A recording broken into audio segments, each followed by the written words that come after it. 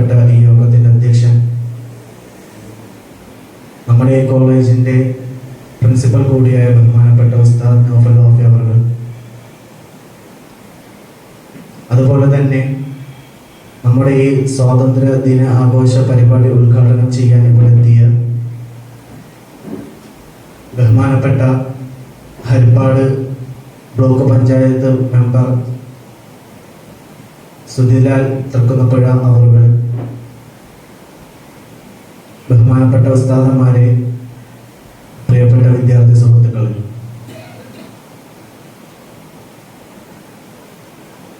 എഴുപത്തിയാറാം സ്വാതന്ത്ര്യ ദിനമായ ഇന്ന് രാവിലെ പത്രമാധ്യമങ്ങൾ നോക്കുമ്പോൾ തന്റെ പാത്രത്തിൽ നിന്ന് അല്പം വെള്ളം പാനം ചെയ്തതിന്റെ പേരിൽ മർദ്ദിച്ച് അധ്യാപകനാൽ മർദ്ദിക്കപ്പെട്ട അഹമ്മദാബാദിലെ ഒരു ആശുപത്രിയിൽ ചികിത്സയിലായിരുന്ന വിദ്യാർത്ഥിയുടെ മരണ വാർത്തയാണ് കാണാൻ കഴിയുന്നത്. ഇതിനെ കോട്ട് ചെയ്തുകൊണ്ട് പ്രിയപ്പെട്ട സുഹൃത്ത് ആഷിം വാഫി പുലാമന്തോൾ എന്ന് പറയുന്ന വ്യക്തി ഇൻസ്റ്റഗ്രാമിൽ ഒരു സ്റ്റോറി പോസ്റ്റ് ചെയ്യുകയുണ്ടായി. ഇന്ത്യ വെള്ളക്കാരുടെ അവരുടെ അടിമത്തത്തിൽ നിന്ന് സ്വാതന്ത്ര്യമായിട്ടേ ഉള്ളൂ, ബാക്കി എല്ലാ അടിമത്തവും ഇന്ത്യയിൽ ഇന്നും നിലനിൽക്കുന്നു എന്ന് പറയുന്ന ആ ഒരു സ്റ്റോറി നമ്മളെ വല്ലാണ്ട് ചിന്തിപ്പിക്കുന്നു. അതുകൊണ്ടാണ് ഇന്ത്യയുടെ തലസ്ഥാന നഗരി, ആ നഗരിയിലെ ചേരികളിൽ ബുൾഡോസറുകൾ വീടുകൾ ഇടിച്ചു പൊളിച്ചത്. അതുകൊണ്ടാണ് ഞങ്ങൾ ഇന്ത്യൻ പൗരന്മാരാണെന്ന് പറഞ്ഞ് പൗരത്വ ബില്ലിനെതിരെ പോരാടിയവർക്കെതിരെ ഇവിടം ഭരിക്കുന്നവർ അവരെ ഉന്മൂലനം ചെയ്യാനുള്ള ശ്രമങ്ങൾ നടത്തിയത്. ഇന്ന് ഇന്ത്യ എന്ന് പറയുന്ന ഈ ഒരു സ്വതന്ത്ര രാജ്യം, ബ്രിട്ടീഷ് ആധിപത്യത്തിൽ നിന്ന് സ്വതന്ത്രമായ ഇന്ത്യ ഫാസിസത്തിന്റെ അസ്വാതന്ത്ര്യത്തിലേക്ക് നടന്നെടുക്കുകയാണ് എന്ന് സംശയിക്കുന്ന ഒരു സാഹചര്യത്തിലാണ് വാരണാസി തലസ്ഥാനമാക്കിക്കൊണ്ട് പുതിയൊരു ഹിന്ദു രാഷ്ട്രത്തിന്റെ മുന്നിലേക്ക് നമ്മൾ നടന്നു നീങ്ങുമ്പോൾ ഈ സ്വാതന്ത്ര്യ ദിനത്തിൽ ഇത് ഇന്ത്യയാണ്, നിങ്ങളുടെ ലക്ഷ്യം ഇവിടെ നിറവേറ്റാൻ ഞങ്ങൾ അനുവദിക്കില്ല എന്ന് പറയാൻ ഈ ഒരു സമയം വിനിയോഗപ്പെടുത്തിക്കൊണ്ട് എന്നിൽ അർപ്പിതമായ കർത്തവ്യം ഈ യോഗത്തിന് സ്വാഗതം ആശംസിക്കുക എന്നുള്ളതാണ്. ബഹുമാനപ്പെട്ട അധ്യക്ഷൻ ഉസ്താദ് നൗഫൽ വാഫി അവറുകളെ വളരെ ആദരവോടുകൂടി ഈ യോഗത്തിലേക്ക് ഞാൻ സ്വാഗതം ചെയ്യുന്നു. അതോടൊപ്പം തന്നെ നമ്മുടെ ഈ യോഗം ഉദ്ഘാടനം ചെയ്യുന്ന ബഹുമാനപ്പെട്ട ഹരിപ്പാട് ബ്ലോക്ക് പഞ്ചായത്ത് അംഗം സുധിലാൽ തൃക്കുന്നപ്പുഴ അവറുകളെ ബഹുമാനത്തോടുകൂടി ആദരവോടുകൂടി സ്വാഗതം ചെയ്യുന്നു.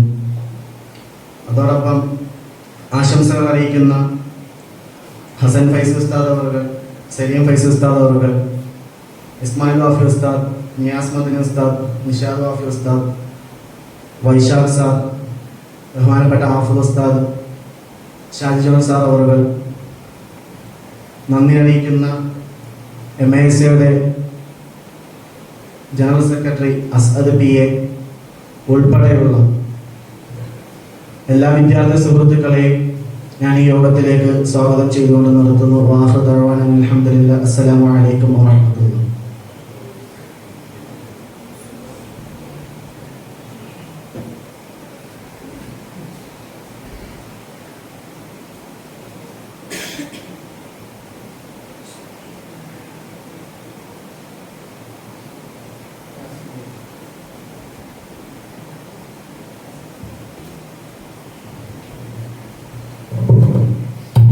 അസ്സലാമു അലൈക്കും വറഹ്മത്തുള്ളാഹി വബറകാതുഹു. നമ്മുടെ പരിപാടി കുറഞ്ഞ സമയത്തിൻ്റെ ഉള്ളിൽ സമാപിക്കേണ്ടതുണ്ട്. അതിനുശേഷം നമുക്ക് ക്ലാസ് ഉണ്ട്, ഭക്ഷണം കഴിക്കാനുണ്ട്. വളരെ പ്രധാനപ്പെട്ട ഈ ഒരു ദിവസത്തിൽ കുറച്ച് സമയം നമ്മുടെ ക്ലാസ് ടൈം മാറ്റിവെച്ചുകൊണ്ടാണ് നമ്മളിവിടെ ഒരുമിച്ച് കൂടിയിട്ടുള്ളത്. നമ്മുടെ രാജ്യത്തിൻ്റെ സ്നേഹത്തെയും രാജ്യത്തോടുള്ള കടപ്പാടിനെയും ഈ രാജ്യത്തിനു വേണ്ടി രക്തം ചിന്തിയവരെ കുറിച്ചുള്ള ഓർമ്മകൾ അയവിറക്കുക എന്നുള്ള ഒരു വല്ലാത്ത നിമിഷവും ഒക്കെയാണ് നമ്മുടെ ഈ ഒരു ദിവസം നമുക്ക് സമ്മാനിക്കുന്നത്. ഏതായിരുന്നാലും ഞാൻ നിർത്തുന്നില്ല, ഞാൻ അല്പം സംസാരിക്കാനുള്ളത് പിന്നീടാക്കാം. നമ്മുടെ ഉദ്ഘാടനത്തിന് വേണ്ടിയും അതുപോലെ ഈ പരിപാടി സംബന്ധിക്കുവാൻ വേണ്ടി ഇവിടെ എത്തിച്ചേർന്നിട്ടുള്ള പ്രിയപ്പെട്ട ബഹുമാനനായ സുധിലാൽ തൃക്കുന്നപ്പുഴ സാർ, നമുക്ക് പരിചയമുള്ള വ്യക്തിയാണ് എങ്കിലും സ്ഥാപനത്തിലേക്ക് ഒരുപക്ഷെ ആദ്യമായിട്ടായിരിക്കും ഇങ്ങനെയുള്ള ഒരു പരിപാടിക്ക് വേണ്ടിയിട്ട് ബഹുമാനപ്പെട്ട സുധലാൽ തൃക്കുന്നപ്പുഴ അവർ എത്തിച്ചേരുന്നത്. നമ്മുടെ ഈ നാടിൻ്റെ മിടിപ്പ് സ്പന്ദനങ്ങളൊക്കെ തിരിച്ചറിഞ്ഞ് ഈ നാടിൻ്റെ സാമൂഹ്യ പ്രവർത്തനങ്ങൾക്ക് വേണ്ടി ചുക്കാൻ പിടിക്കാൻ ഈ നാടിന് ലഭിച്ച ഒരു ഭാഗ്യമാണ് പ്രിയപ്പെട്ട സുധിലാൽ സാർ എന്നുള്ളത്. കോൺഗ്രസിന് വേണ്ടി നമ്മളെല്ലാവരും ആഗ്രഹിക്കുന്ന പോലെയുള്ള ഒരു നല്ല നാളേക്ക് വേണ്ടി, ഈ നാടിൻ്റെ നന്മയ്ക്ക് വേണ്ടി, ഈ തീരപ്രദേശമാകുന്ന ഈ ചെറു ഗ്രാമാന്തരീക്ഷത്തിൽ ഒരുപാട് വികസന പ്രവർത്തനങ്ങൾ കൊണ്ടുവരണമെന്ന് അതിയായി ഉത്കടമായി ആഗ്രഹിച്ച് അതിനുവേണ്ടി പ്രവർത്തിച്ച് കരിമണൽ ഖനനത്തിനെതിരെയുള്ള സമര പോരാട്ടങ്ങളിൽ നേതൃപരമായ പങ്കുവഹിച്ച് ആ മുമ്പോട്ടുള്ള പോക്കിൽ പലപ്പോഴും കേസുകളും മറ്റുമൊക്കെ അദ്ദേഹത്തിനെതിരെ തിരിഞ്ഞു വരുന്ന സാഹചര്യം പോലും ജീവിതത്തിൽ ഉണ്ടായിട്ടും ഒരിക്കലും തളരാതെ മുമ്പോട്ട് പോയിക്കൊണ്ടിരിക്കുകയാണ് പ്രിയപ്പെട്ട സുധിലാൽ സാർ. ഈ സമൂഹത്തിന് വേണ്ടി ഇനിയും നന്മകൾ ചെയ്യുവാൻ നാഥൻ അദ്ദേഹത്തെ തുണയ്ക്കട്ടെ എന്ന പ്രാർത്ഥനയോടെ ഏറെ ആദരവോടുകൂടി നമ്മുടെ ഈ പരിപാടി ഔപചാരികമായ ഉദ്ഘാടന കർമ്മം നിർവഹിക്കുവാൻ സാദരം ക്ഷണിക്കുന്നു.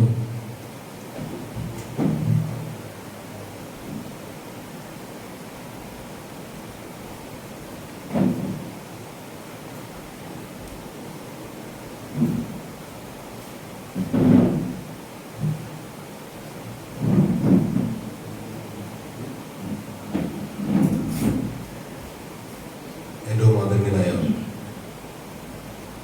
ഈ ചടങ്ങിൻ്റെ അധ്യക്ഷൻ ശ്രീ നൗഫൽ ബാക്കി അവർ,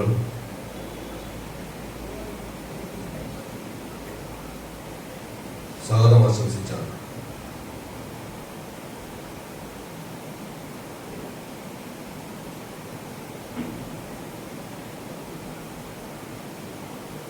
പ്രിയ വിദ്യാർത്ഥി ഫയാസ് ഖാൻ, ഖിറാത്ത് ചൊല്ലിയ സാലിഫ് പി കെ, ആശംസകൾ അർപ്പിക്കുന്ന ഹസൻ ഫൈസി അവർ, സലിം ഫൈസി അവർ, ഇസ്മായിൽ വാഫി അവർ, നിയാസ് മദിന അവർ, നിഷാദ് വാഫി അവർ, നന്ദി അർപ്പിക്കുന്ന അസദ് പി, ഇവിടെ കൂടിയിരിക്കുന്ന വിദ്യാർത്ഥികളെ, സുഹൃത്തുക്കളെ, നമുക്കറിയാം ഇന്ന് നമ്മുടെ രാജ്യം 75ാം സ്വാതന്ത്ര്യത്തിന്റെ വാർഷികം ആഘോഷിക്കുക. കേന്ദ്ര സംസ്ഥാന സർക്കാരുകൾ ഒരു വർഷം നീണ്ടുനിന്ന പരിപാടികൾ ആസൂത്രണം ചെയ്തിരുന്നു. എന്നാൽ നമ്മൾ മനസ്സിലാക്കേണ്ടത് ആ ആസൂത്രണം ചെയ്യേണ്ടി വന്നത് നമ്മുടെ ഭരണഘടന B.R. അംബേദ്കർ നമുക്ക് നൽകിയ ഭരണഘടന. ആ ഭരണഘടന അത്രയ്ക്ക് ശക്തമായത് കൊണ്ടാണ് നമ്മുടെ ദേശീയ പതാകയെ അംഗീകരിക്കാത്ത ഒരു പ്രസ്ഥാനം നമ്മുടെ നാട് ഭരിക്കുമ്പോൾ,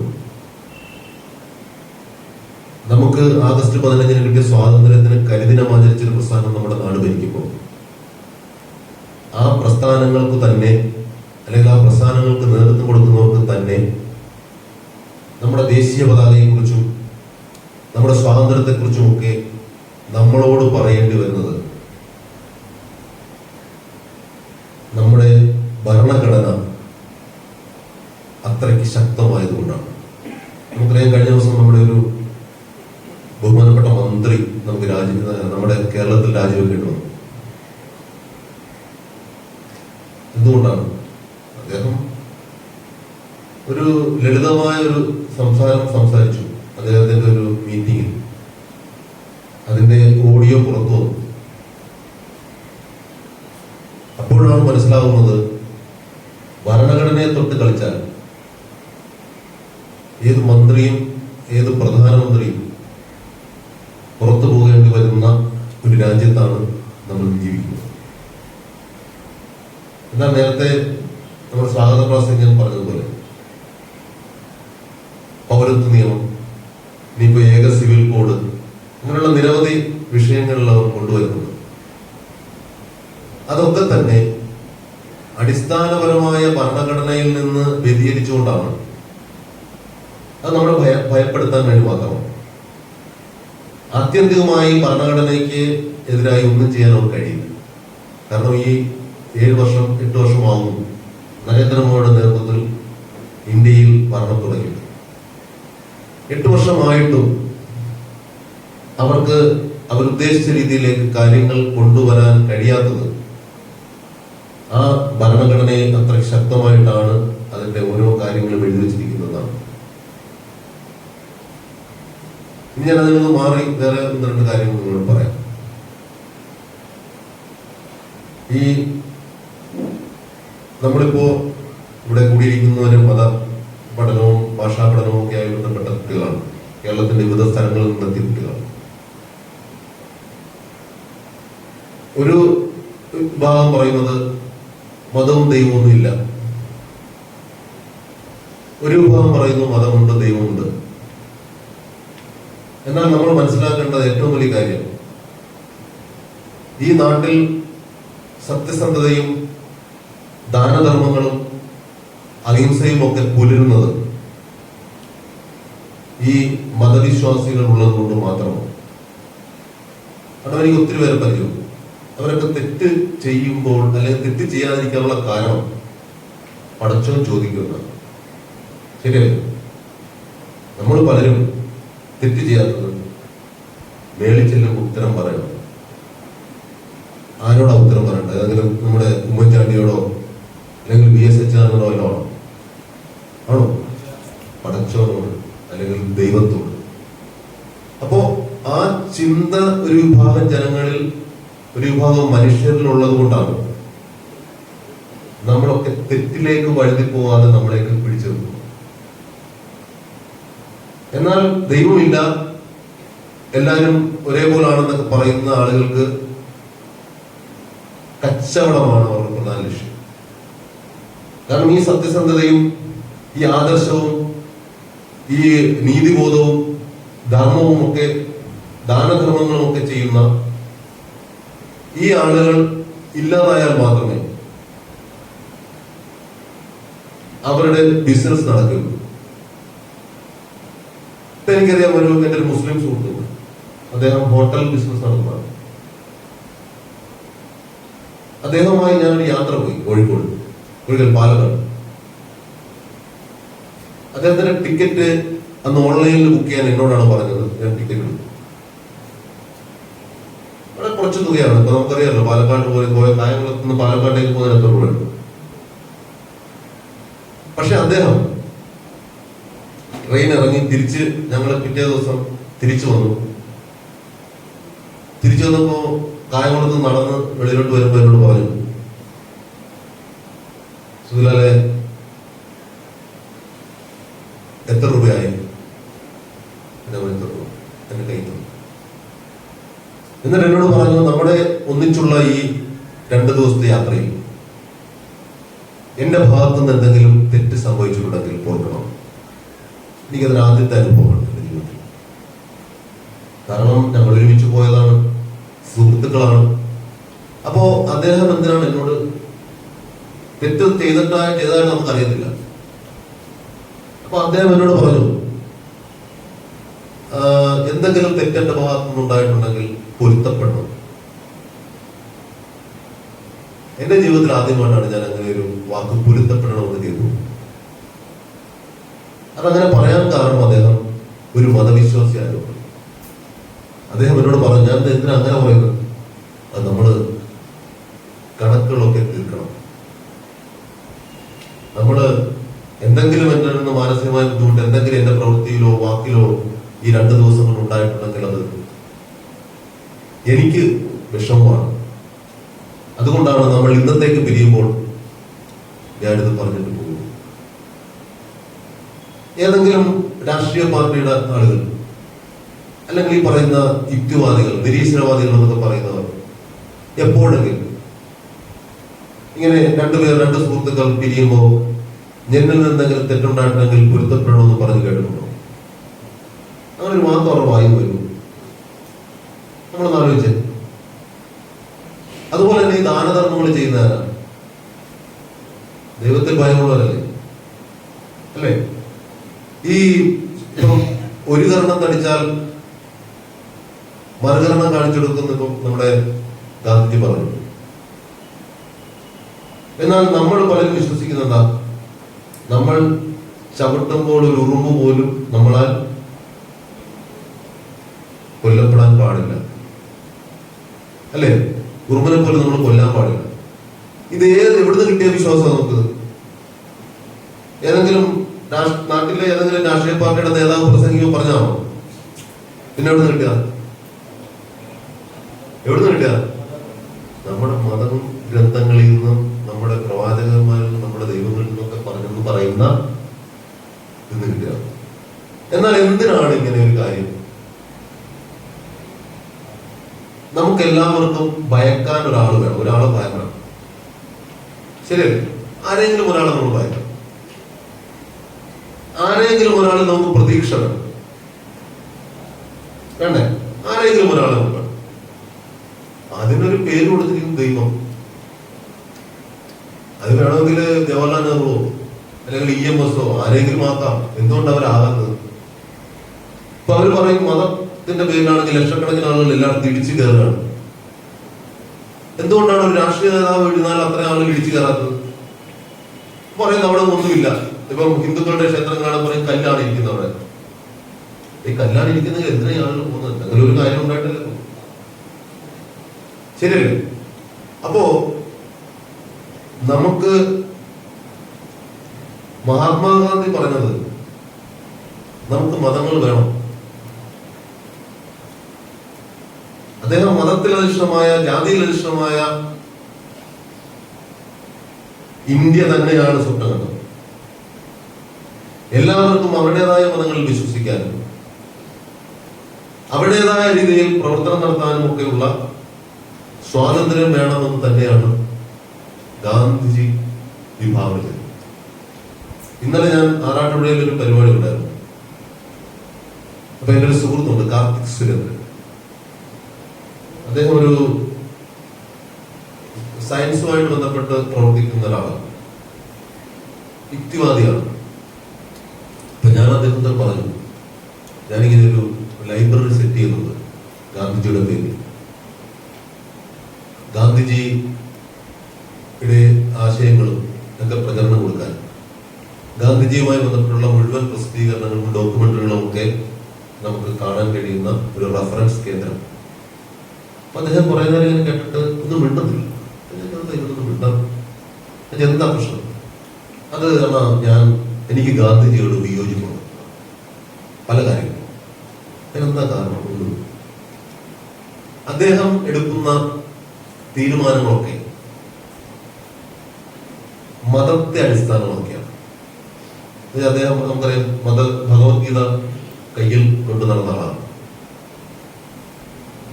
മരിക്കുമ്പോൾ ഹേറാം എന്ന് പറഞ്ഞു എന്നാണ് പറയുന്നത്. അദ്ദേഹം എവിടെ പോയാലും,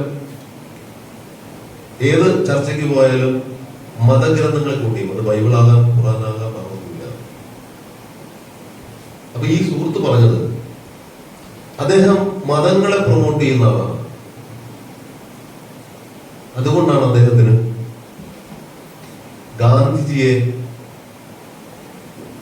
ഗാന്ധിജിയോട് വിയോജിപ്പുണ്ടാകാൻ കാരണമെന്നാണ് പറയുന്നത്. എന്നാൽ നമുക്കറിയാം, ഞാനപ്പോ ചോദിച്ചു, അദ്ദേഹത്തിന്റെ ആ പ്രവൃത്തി കൊണ്ട്, ഈ മതഗ്രന്ഥങ്ങളെ ഉദ്ധരിച്ച് അദ്ദേഹം എവിടെയെങ്കിലും മീറ്റിങ്ങിന് പോയാൽ പറയുന്നത് കൊണ്ട് പൊതുസമൂഹത്തിന് എന്തെങ്കിലും നഷ്ടമുണ്ടായിട്ടുണ്ടോ? ഉണ്ടോ? ഇപ്പോ സത്യം പറയണം, അല്ലെങ്കിൽ അന്യനെ ദ്രോഹിക്കരുത്, ദാനശീലങ്ങൾ ഉണ്ടാകണം, ഇതൊക്കെ പറയുന്നതിന് എന്താ ദോഷമുണ്ട്? അല്ല, കുഴപ്പമുണ്ടോ? ഗാന്ധിജി ഒരിക്കലും പറഞ്ഞില്ല നിങ്ങൾ ആരെങ്കിലും പോയി കൊന്നിട്ട് വന്നു.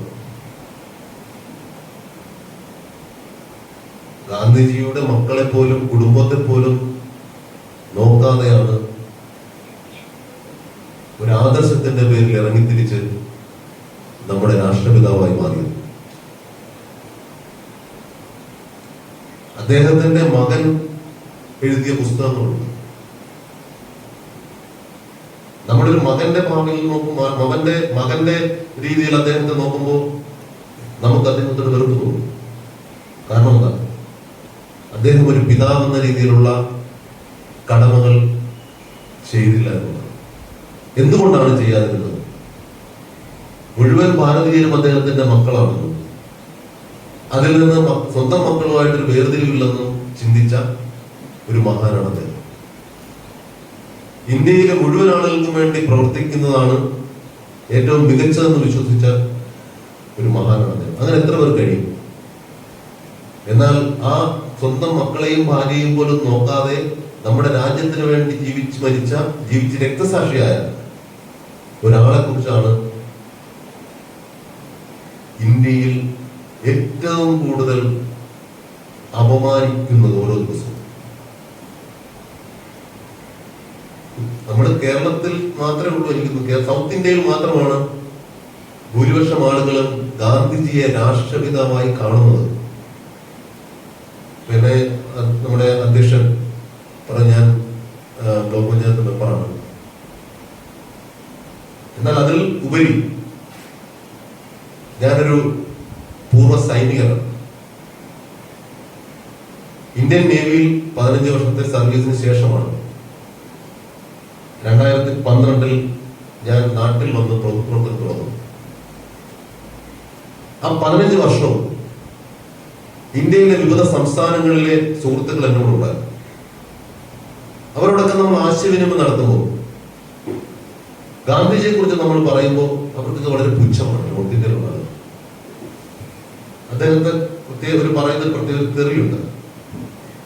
ഹിന്ദിയിൽ പറയുന്നൊരു തെറി ഇന്ത്യയിലെ ഏറ്റവും വലിയ തെറിയാണ്. അപ്പൊ ഞാൻ ആലോചിച്ചിട്ടുണ്ട്, നമുക്ക് സ്വാതന്ത്ര്യം നേടിത്തന്ന സ്വന്തം കുടുംബത്തെ പോലും ഉപേക്ഷിച്ചുകൊണ്ട് രാജ്യത്തിന് വേണ്ടി കഷ്ടതകൾ അനുഭവിച്ച, ഏറ്റവും കൂടുതൽ കാലം ജയിൽവാസം അനുഭവിച്ച ഒരു മനുഷ്യൻ, സ്വന്തമായി ഒന്നും ഉണ്ടാക്കാത്ത മനുഷ്യൻ. നമുക്കറിയാം, അർദ്ധനഗ്നനായ ഫക്കീർ എന്നാണ് അദ്ദേഹം അറിയപ്പെടുന്നത്. ഒരു ഒറ്റമുണ്ടും ചുറ്റി ലോകം മുഴുവൻ സഞ്ചരിച്ച അദ്ദേഹത്തെയാണ് ഇന്ത്യയിൽ ഏറ്റവും കൂടുതൽ ആളുകൾ തെറി പറയുന്നതെന്ന് വെച്ചാൽ എന്താണ് അവസ്ഥ? എന്തായിരിക്കും അതിന് കാരണം? നിങ്ങളുടെ അഭിപ്രായത്തിൽ എന്തായിരിക്കും? ഒരു അങ്ങനെ നടന്ന, ഒന്നും സമ്പാദിക്കാതെ പച്ചവെള്ളം കുടിച്ച് ജീവിച്ച ഒരു മനുഷ്യൻ, ആ അദ്ദേഹത്തെ ഏറ്റവും കൂടുതൽ ആക്രമിക്കുവാൻ അല്ലെങ്കിൽ ആക്രമിക്കപ്പെടുവാനുള്ള കാരണം എന്തായിരിക്കും? അത് നമുക്കൊക്കെ ഒരു മാതൃകയാണ്. കാരണം നമ്മൾ സത്യവും ധർമ്മവും ആ പാതയിലേക്ക് മുന്നോട്ട് പോകുമ്പോൾ പലർക്കും ബുദ്ധിമുട്ടുണ്ടാകും. ആ ബുദ്ധിമുട്ടുണ്ടാകുമ്പോൾ ആ സത്യം പറയുന്നത് നമ്മളെന്തോ കേമനാകുന്നു എന്നൊരു തോന്നൽ അവർക്കുണ്ടാകും. അപ്പോൾ അവർ നമ്മളെ ഇടിച്ചു താഴ്ത്താൻ തുടങ്ങും. ഇപ്പൊ നമ്മളൊക്കെ ആണെങ്കിൽ ചിലപ്പോൾ താഴ്പോകും. പക്ഷെ മഹാത്മാഗാന്ധിയെ പോലുള്ള ആളെ ഒരിക്കലും ഇടിച്ചു താഴ്ത്തി താഴോട്ട് കൊണ്ടുപോകാൻ കഴിയത്തില്ല. അങ്ങനെയാണ് അദ്ദേഹം ഒരു ഒറ്റമുണ്ടെടുത്തുകൊണ്ട് ഇന്ത്യയുടെ രാഷ്ട്രപിതാവെന്ന പദവിയിലേക്ക് നടന്നു കയറിയത്. ഇന്ന് ലോകം മുഴുവൻ ആദരിക്കുന്ന ഏതെങ്കിലും ഒരു വ്യക്തി ഉണ്ടെങ്കിൽ അത് എല്ലാ രാജ്യങ്ങളും ഒരുപോലെ ആദരിക്കുന്നത് മഹാത്മാഗാന്ധിയാണ്. അപ്പൊ ഞാൻ പറഞ്ഞു വന്നത്, അദ്ദേഹം മുന്നോട്ട് വയ്ക്കുന്ന സത്യസന്ധത. നമുക്ക് എന്ത് ഗുണങ്ങളുണ്ടെങ്കിലും നമ്മൾ സത്യസന്ധരല്ല എങ്കിൽ നമ്മൾ പിന്നെ ഒന്നുമല്ല. ശരിയല്ലേ? ശരിയാണോ? അതെ. അപ്പൊ നമ്മൾ സത്യത്തെ മുറുകെ പിടിക്കണം. എന്ത് പ്രതിബന്ധമുണ്ടായാലും. എനിക്ക് കഴിഞ്ഞ കുറച്ച് ദിവസങ്ങളിൽ നമ്മുടെ 2 പഞ്ചായത്ത്, തെക്കുന്നപ്പള്ളി മാറാട്ടുപുഴ പഞ്ചായത്തിലെ ഒരു 500ഓളം കുട്ടികളുമായി സംവദിക്കാൻ അവസരം കിട്ടി. ഒരു 8 സ്ഥലങ്ങളിൽ പ്രധാനം ലഹരി പദാർത്ഥങ്ങളായിരുന്നു. ഞാനൊരു ലഹരി വിരുദ്ധ പ്രവർത്തകനാണ്. എന്തുകൊണ്ട് ഞാനൊരു പട്ടാളക്കാരനായി ഞാൻ എന്തുകൊണ്ട് ലഹരി വിരുദ്ധ പ്രവർത്തകനായി എന്ന് ചോദിച്ചാൽ, പട്ടാളത്തിൽ പോകുന്നതിന് മുമ്പ് ഞാൻ ലഹരി വിരുദ്ധ പ്രവർത്തകനായിരുന്നു. കാരണം എന്റെ സമൂഹത്തിൽ, എന്റെ വീടിന് ചുറ്റുമുള്ള ഭൂരിപക്ഷം ആളുകളും ലഹരിക്ക് അടിമകളാണ്. അവരുടെ ഓരോ വീട്ടിലും രാത്രിയും പകലും ഒക്കെ ഇടിയും ബഹളവും തെരുവിളിയും ഒക്കെ കേട്ടാണ് ഞാൻ വളർന്നത്. അവിടുത്തെ കുട്ടികളുടെ കാര്യത്തിൽ കുട്ടികൾക്ക് നല്ലോണം പഠിക്കാൻ കഴിയുന്നില്ല, അല്ലെങ്കിൽ ഭാര്യയ്ക്ക് അവിടെ കിടക്കാൻ പറ്റുന്നില്ല, ഭാര്യ ഇടിക്കുക, ആ ഭാര്യ അയലത്തെ വീട്ടിലേക്ക് ഓടിയെത്തുക രാത്രി. പിന്നെ ചിലർക്ക് ക്യാൻസർ വരിക, ചിലർക്ക് വേറെ എന്തെങ്കിലും അസുഖം വരിക. അപ്പൊ ഒരു കുട്ടിയായ എന്നിൽ അത് വളരെയധികം സ്വാധീനിച്ചു. അപ്പൊ ഞാൻ വിചാരിച്ചത് ഈ ലഹരി പദാർത്ഥങ്ങളാണ് നമ്മുടെ ഈ നാട്ടിലെ മുഴുവൻ പ്രശ്നങ്ങൾക്ക് കാരണം, അല്ലെങ്കിൽ വീടുകളിലുള്ള പ്രശ്നങ്ങൾ കാരണം. അതുകൊണ്ട് അത് ഉപേക്ഷിക്കണം, അല്ലെങ്കിൽ അത് ഒരിക്കലും ഉപയോഗിക്കാൻ പാടില്ല എന്നൊരു തീരുമാനം. ഞാൻ 10ാം ക്ലാസ്സിൽ പഠിക്കുമ്പോൾ ഇവിടെ മലയാള മനോരമയുടെ ബാലജനസഖ്യം എന്ന് പറഞ്ഞൊരു പ്രസ്ഥാനം, എന്റെ തൃക്കുന്നപ്പുഴ മേഖലയുടെ പ്രസിഡന്റായിരുന്നു. അപ്പൊ അന്ന് ഞങ്ങൾ കുട്ടികളൊക്കെ ചേർന്നിട്ട് ഒരു പദയാത്ര നടത്തി. തൃക്കുന്നപ്പുഴ പോലീസ് സ്റ്റേഷന്റെ ഭാഗത്തിലേക്ക്, അമ്പലത്തിന്റെ ഭാഗത്ത്, സ്കൂളും അമ്പലവും, മറ്റേ പോലീസ് സ്റ്റേഷൻ നേരത്തെ ഓപ്പോസിറ്റ് സൈഡായിരുന്നു എന്റെ.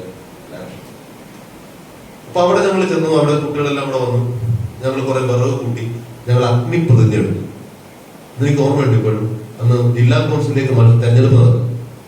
അപ്പൊ നമ്മുടെ ടി എസ് താഹയാണ് അന്ന് ആദ്യമായി ടി എസ് താഹ കോളേജ് പഠനം കഴിഞ്ഞിട്ട് മത്സരിക്കാൻ വന്ന സമയമാണ്. ജില്ലാ കൗൺസിലിൽ ഈ ബ്ലോക്ക് പഞ്ചായത്തിന്റെ ആദ്യത്തെ രൂപം. അപ്പൊ അദ്ദേഹത്തെയാണ് നമ്മൾ ആദ്യമായിട്ട് അത് ഉദ്ഘാടനം ചെയ്യാൻ ക്ഷണിച്ചുകൊണ്ട് വന്നത്. അദ്ദേഹത്തിന്റെ തെരഞ്ഞെടുപ്പ് പ്രവർത്തനം ഉണ്ടായിരുന്നു ജംഗ്ഷൻ. അപ്പൊ അവിടെ വെച്ച് ഞങ്ങൾ ഈ അഗ്നി പ്രതിജ്ഞ എടുത്തു. ഞങ്ങളൊരു 10-40 കുട്ടികൾ ലഹരി ഒരിക്കലും ഉപയോഗിക്കില്ല, ആരെയും പ്രോത്സാഹിപ്പിക്കുകയില്ല, ആർക്കും വാങ്ങിക്കൊടുക്കുകയില്ല എന്നൊക്കെയുള്ള ഒരു പ്രതിജ്ഞ. ആ പ്രതിജ്ഞ എന്റെ ജീവിതത്തിൽ വളരെയധികം സ്വാധീനം ചെലുത്തി. കാരണം അതിനുശേഷം ഞാൻ +2 പോയി, ഡിഗ്രി ഫസ്റ്റ് ഇയർ ആയി കഴിഞ്ഞപ്പോഴാണ് എനിക്ക് നേവിയിൽ കിട്ടുന്നത്. നേവിയിൽ ചെന്നു. അപ്പോ നമ്മുടെ മനസ്സിൽ ഇങ്ങനെ ഒരു സംഘർഷം ഉണ്ടാവും. നമ്മുടെയൊക്കെ കൺസെപ്റ്റ് എന്താ? പട്ടാളത്തിൽ പോയാൽ അവർക്ക് മദ്യം കൊടുക്കും, ശരിയല്ലേ? മദ്യം കിട്ടും, മദ്യം കഴിക്കണം. അപ്പൊ അങ്ങനെ ഒരു ലഹരി വിരുദ്ധ പ്രവർത്തകനാണ്, ലഹരിക്കെതിരെ പ്രതിജ്ഞ എടുത്തവനാണ് എന്നുള്ള ചിന്തയിൽ തന്നെയാണ് ഞാൻ പരിശീലനത്തിന് പോയത്. പരിശീലന സമയത്ത് നമുക്ക് മദ്യമൊന്നും തരത്തില്ലായിരുന്നു. അതിനുശേഷം ഒരു ബേസിക് ട്രെയിനിങ് കഴിഞ്ഞിട്ട് കപ്പൽ ട്രെയിനിങ് എന്നുള്ള സാധനം, കപ്പലിലേക്ക് പോകുന്നത്. അപ്പൊ കപ്പലിലേക്ക് കൊച്ചിയിലാണ് കപ്പൽ. ഞാൻ കപ്പലിൽ വന്നു, ലഗേജ് ഒക്കെ വെച്ചു. രാത്രിയാണ്. അപ്പൊ വെള്ളം കുടിക്കണം, ദാഹമുണ്ട്. അപ്പോ വാട്ടർ കൂളർ അതിന്റെ ഡൈനിങ് ഹാളിന്റെ സൈഡിൽ ഫിറ്റ് ചെയ്തു. അപ്പൊ ഞാൻ അവിടേക്ക് കടന്നു വന്നു. ഞാൻ വെള്ളം കുടിച്ചു. അപ്പൊ ഒരു ഡോറ് ഡൈനിങ് ഹാളെന്ന് എഴുതിയിട്ടുണ്ട്. ഞാൻ ആ ഡോറ് തുറന്നപ്പോ 2 പേർ ഇരുന്ന് മദ്യപിക്കുന്നു. അതിനകത്ത് കപ്പലിന് നിരോധനമാണ്, കപ്പലിൽ നിന്ന് കഴിക്കാൻ പാടില്ല. എന്നാൽ അത് രഹസ്യമായിട്ടൊന്ന് കഴിക്കുകയാണ് കഥവടച്ച്. അപ്പൊ എന്നെ കണ്ടു. അപ്പൊ ആരാന്ന് ചോദിച്ചു. ഞാൻ പറഞ്ഞു ഞാൻ പുതുതായിട്ട് വന്ന ആളാണ്. ഇരിക്കാൻ പറഞ്ഞു. ഞാനോട് ഇരുന്നു. സീനിയേഴ്സ് ആണല്ലോ, പട്ടാളത്തിലെ സീനിയേഴ്സും ജൂനിയേഴ്സും ഒക്കെ ഉണ്ടല്ലോ ശക്തമായിട്ട്. അതിലൊരാൾ മലയാളിയാണ്.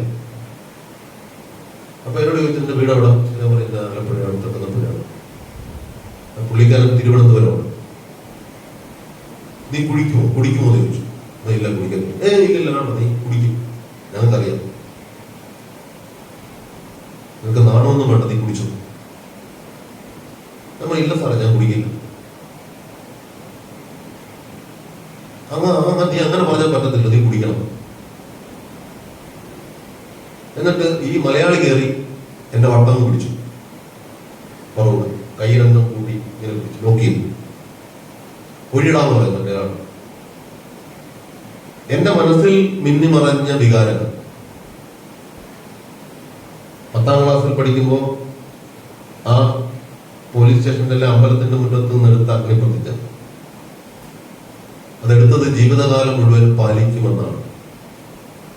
എന്ത് പ്രതിസന്ധികളെയും നേരിട്ടാൽ നമ്മളത് പാലിക്കും എന്നാണ് ഞാൻ എടുത്തത്. വേണമെങ്കിൽ എനിക്ക്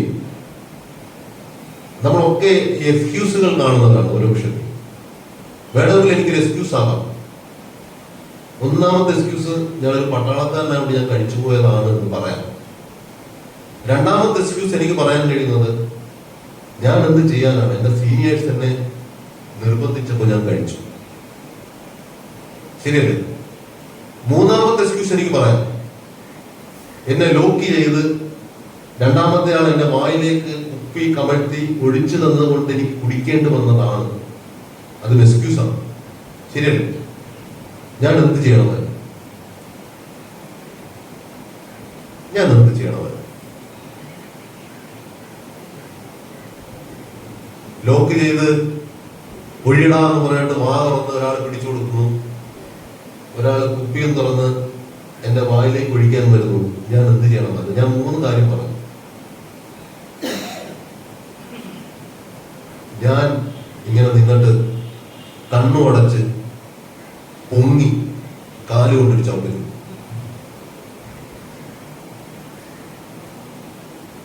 കുപ്പിയും ആളും വീണു. ഇയാളെന്റെ പിടിവിട്ടു. നീ എന്തോ ചെയ്ത്? ഞാൻ പറഞ്ഞു, ഞാൻ നിങ്ങളോട് മര്യാദക്കല്ലേ പറഞ്ഞത് ഞാനിത് കഴിക്കില്ല.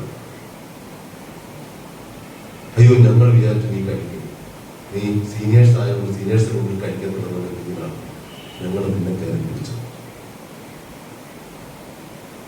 എന്താ നമുക്കിത് മനസ്സിലാകുന്നത്? നമ്മളൊരു തീരുമാനമെടുത്താൽ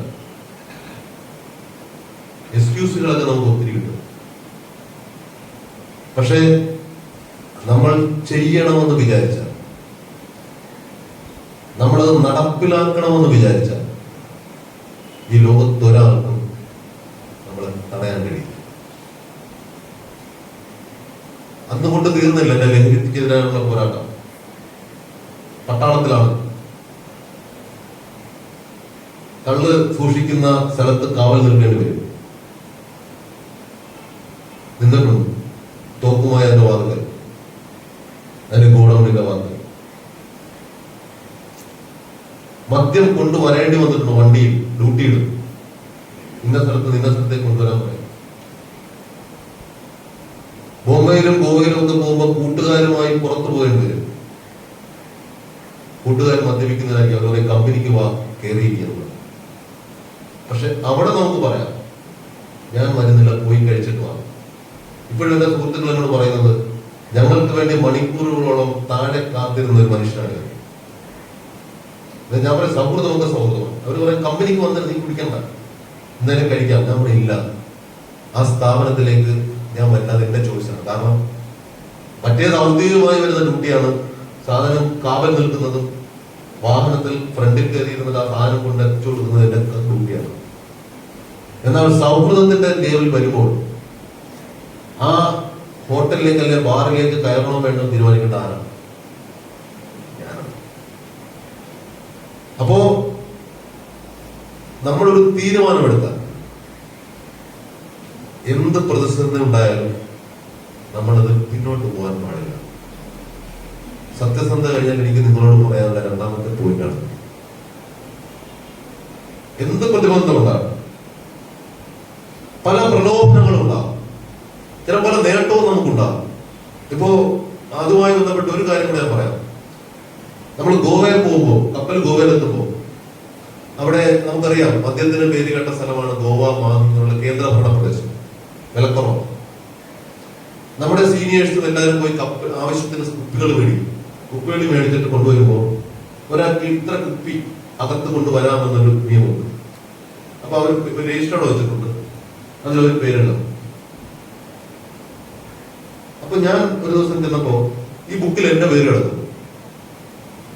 ഞാൻ ഇത്ര കുപ്പി കൊണ്ടുപോകും. ഞാൻ പറയുന്നത് സംഭവം, ഞാൻ ആ ഡ്യൂട്ടി ചെയ്ത ആളെ വിളിച്ചു. ഞാൻ പറഞ്ഞത് എന്താ എന്റെ പേരിൽ ഇരിക്കുന്നത്? അത് ഇന്ന സാറ് പറഞ്ഞു, അദ്ദേഹം കൊണ്ടുവന്ന കുപ്പി എന്റെ പേരിലൂടെ എഴുതി. ഞാൻ നടക്കത്തില്ല, സാറെ വിളിച്ചു. അദ്ദേഹത്തെ കൊണ്ട് ഞാൻ ആ പേര് വെട്ടിച്ചു. അദ്ദേഹം എന്റെ സീനിയറാണ്, എന്റെ ഡിപ്പാർട്ട്മെന്റിന്റെ ചീഫാണ്.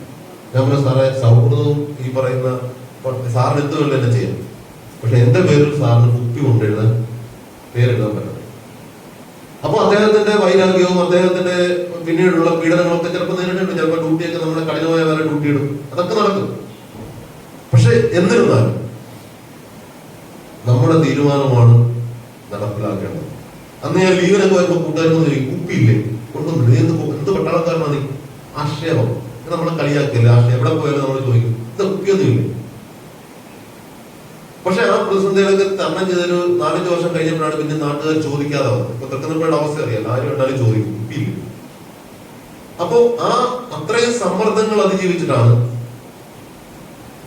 ഏറ്റവും അവസാനം പട്ടാളത്തിൽ നിന്ന് റിട്ടയർഡ് ആകുമ്പോൾ നമുക്ക് ലിക്വർ കാർഡ് കിട്ടും, കള്ളിന്റെ കാർഡ്, ക്യാൻറ്റീൻ കാർഡ്. ആ കാർഡുമായി നമുക്ക് പോയി ഇത്ര കുപ്പി മേടിക്കുക എല്ലാ മാസം. അവസാനത്തെ വിഷയമാണ് ഞാൻ പറയും എനിക്ക് കാർഡ് വേണ്ട. അങ്ങനെ ഉണ്ടാക്കാതിരിക്കാൻ പറ്റത്തില്ല, ഉണ്ടാകണം എല്ലാവരും. പട്ടാളം വിട്ടുപോകുന്നവരൊക്കെ കാർഡുമായിട്ട് പോകണം. ഞങ്ങൾ സാറേ എനിക്ക് വേണ്ട, പറ്റത്തില്ല. പിന്നെ ഞാൻ പ്രത്യേക സാങ്ഷൻ വാങ്ങി ആ കാർഡ് വേണ്ട, എനിക്ക് ഗ്രോസറി എന്ന് വെച്ചാൽ മറ്റു സാധനങ്ങൾ വാങ്ങുന്ന കാർഡ് മാത്രം മതി എന്ന് പറയാൻ. അപ്പോൾ എന്റെ കയ്യിൽ ഇപ്പൊ ഗ്രോസറി കാർഡ് മാത്രമല്ല. അത് കാണുന്നത് ചോദിക്കും എന്താ ലിക്വിഡ് കാർഡ് ഉണ്ടാക്കിയില്ലേ?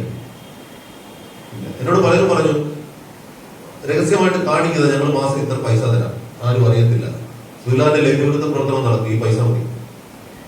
പക്ഷെ ഞാനത് അങ്ങനെ ചെയ്യാൻ പാടുള്ളൂ. എന്നെ എന്താണ് അത് നയിച്ചത്? ഞാൻ എന്റെ ചെറുപ്പകാലത്ത് ഞാൻ എടുത്തൊരു പ്രതിജ്ഞ.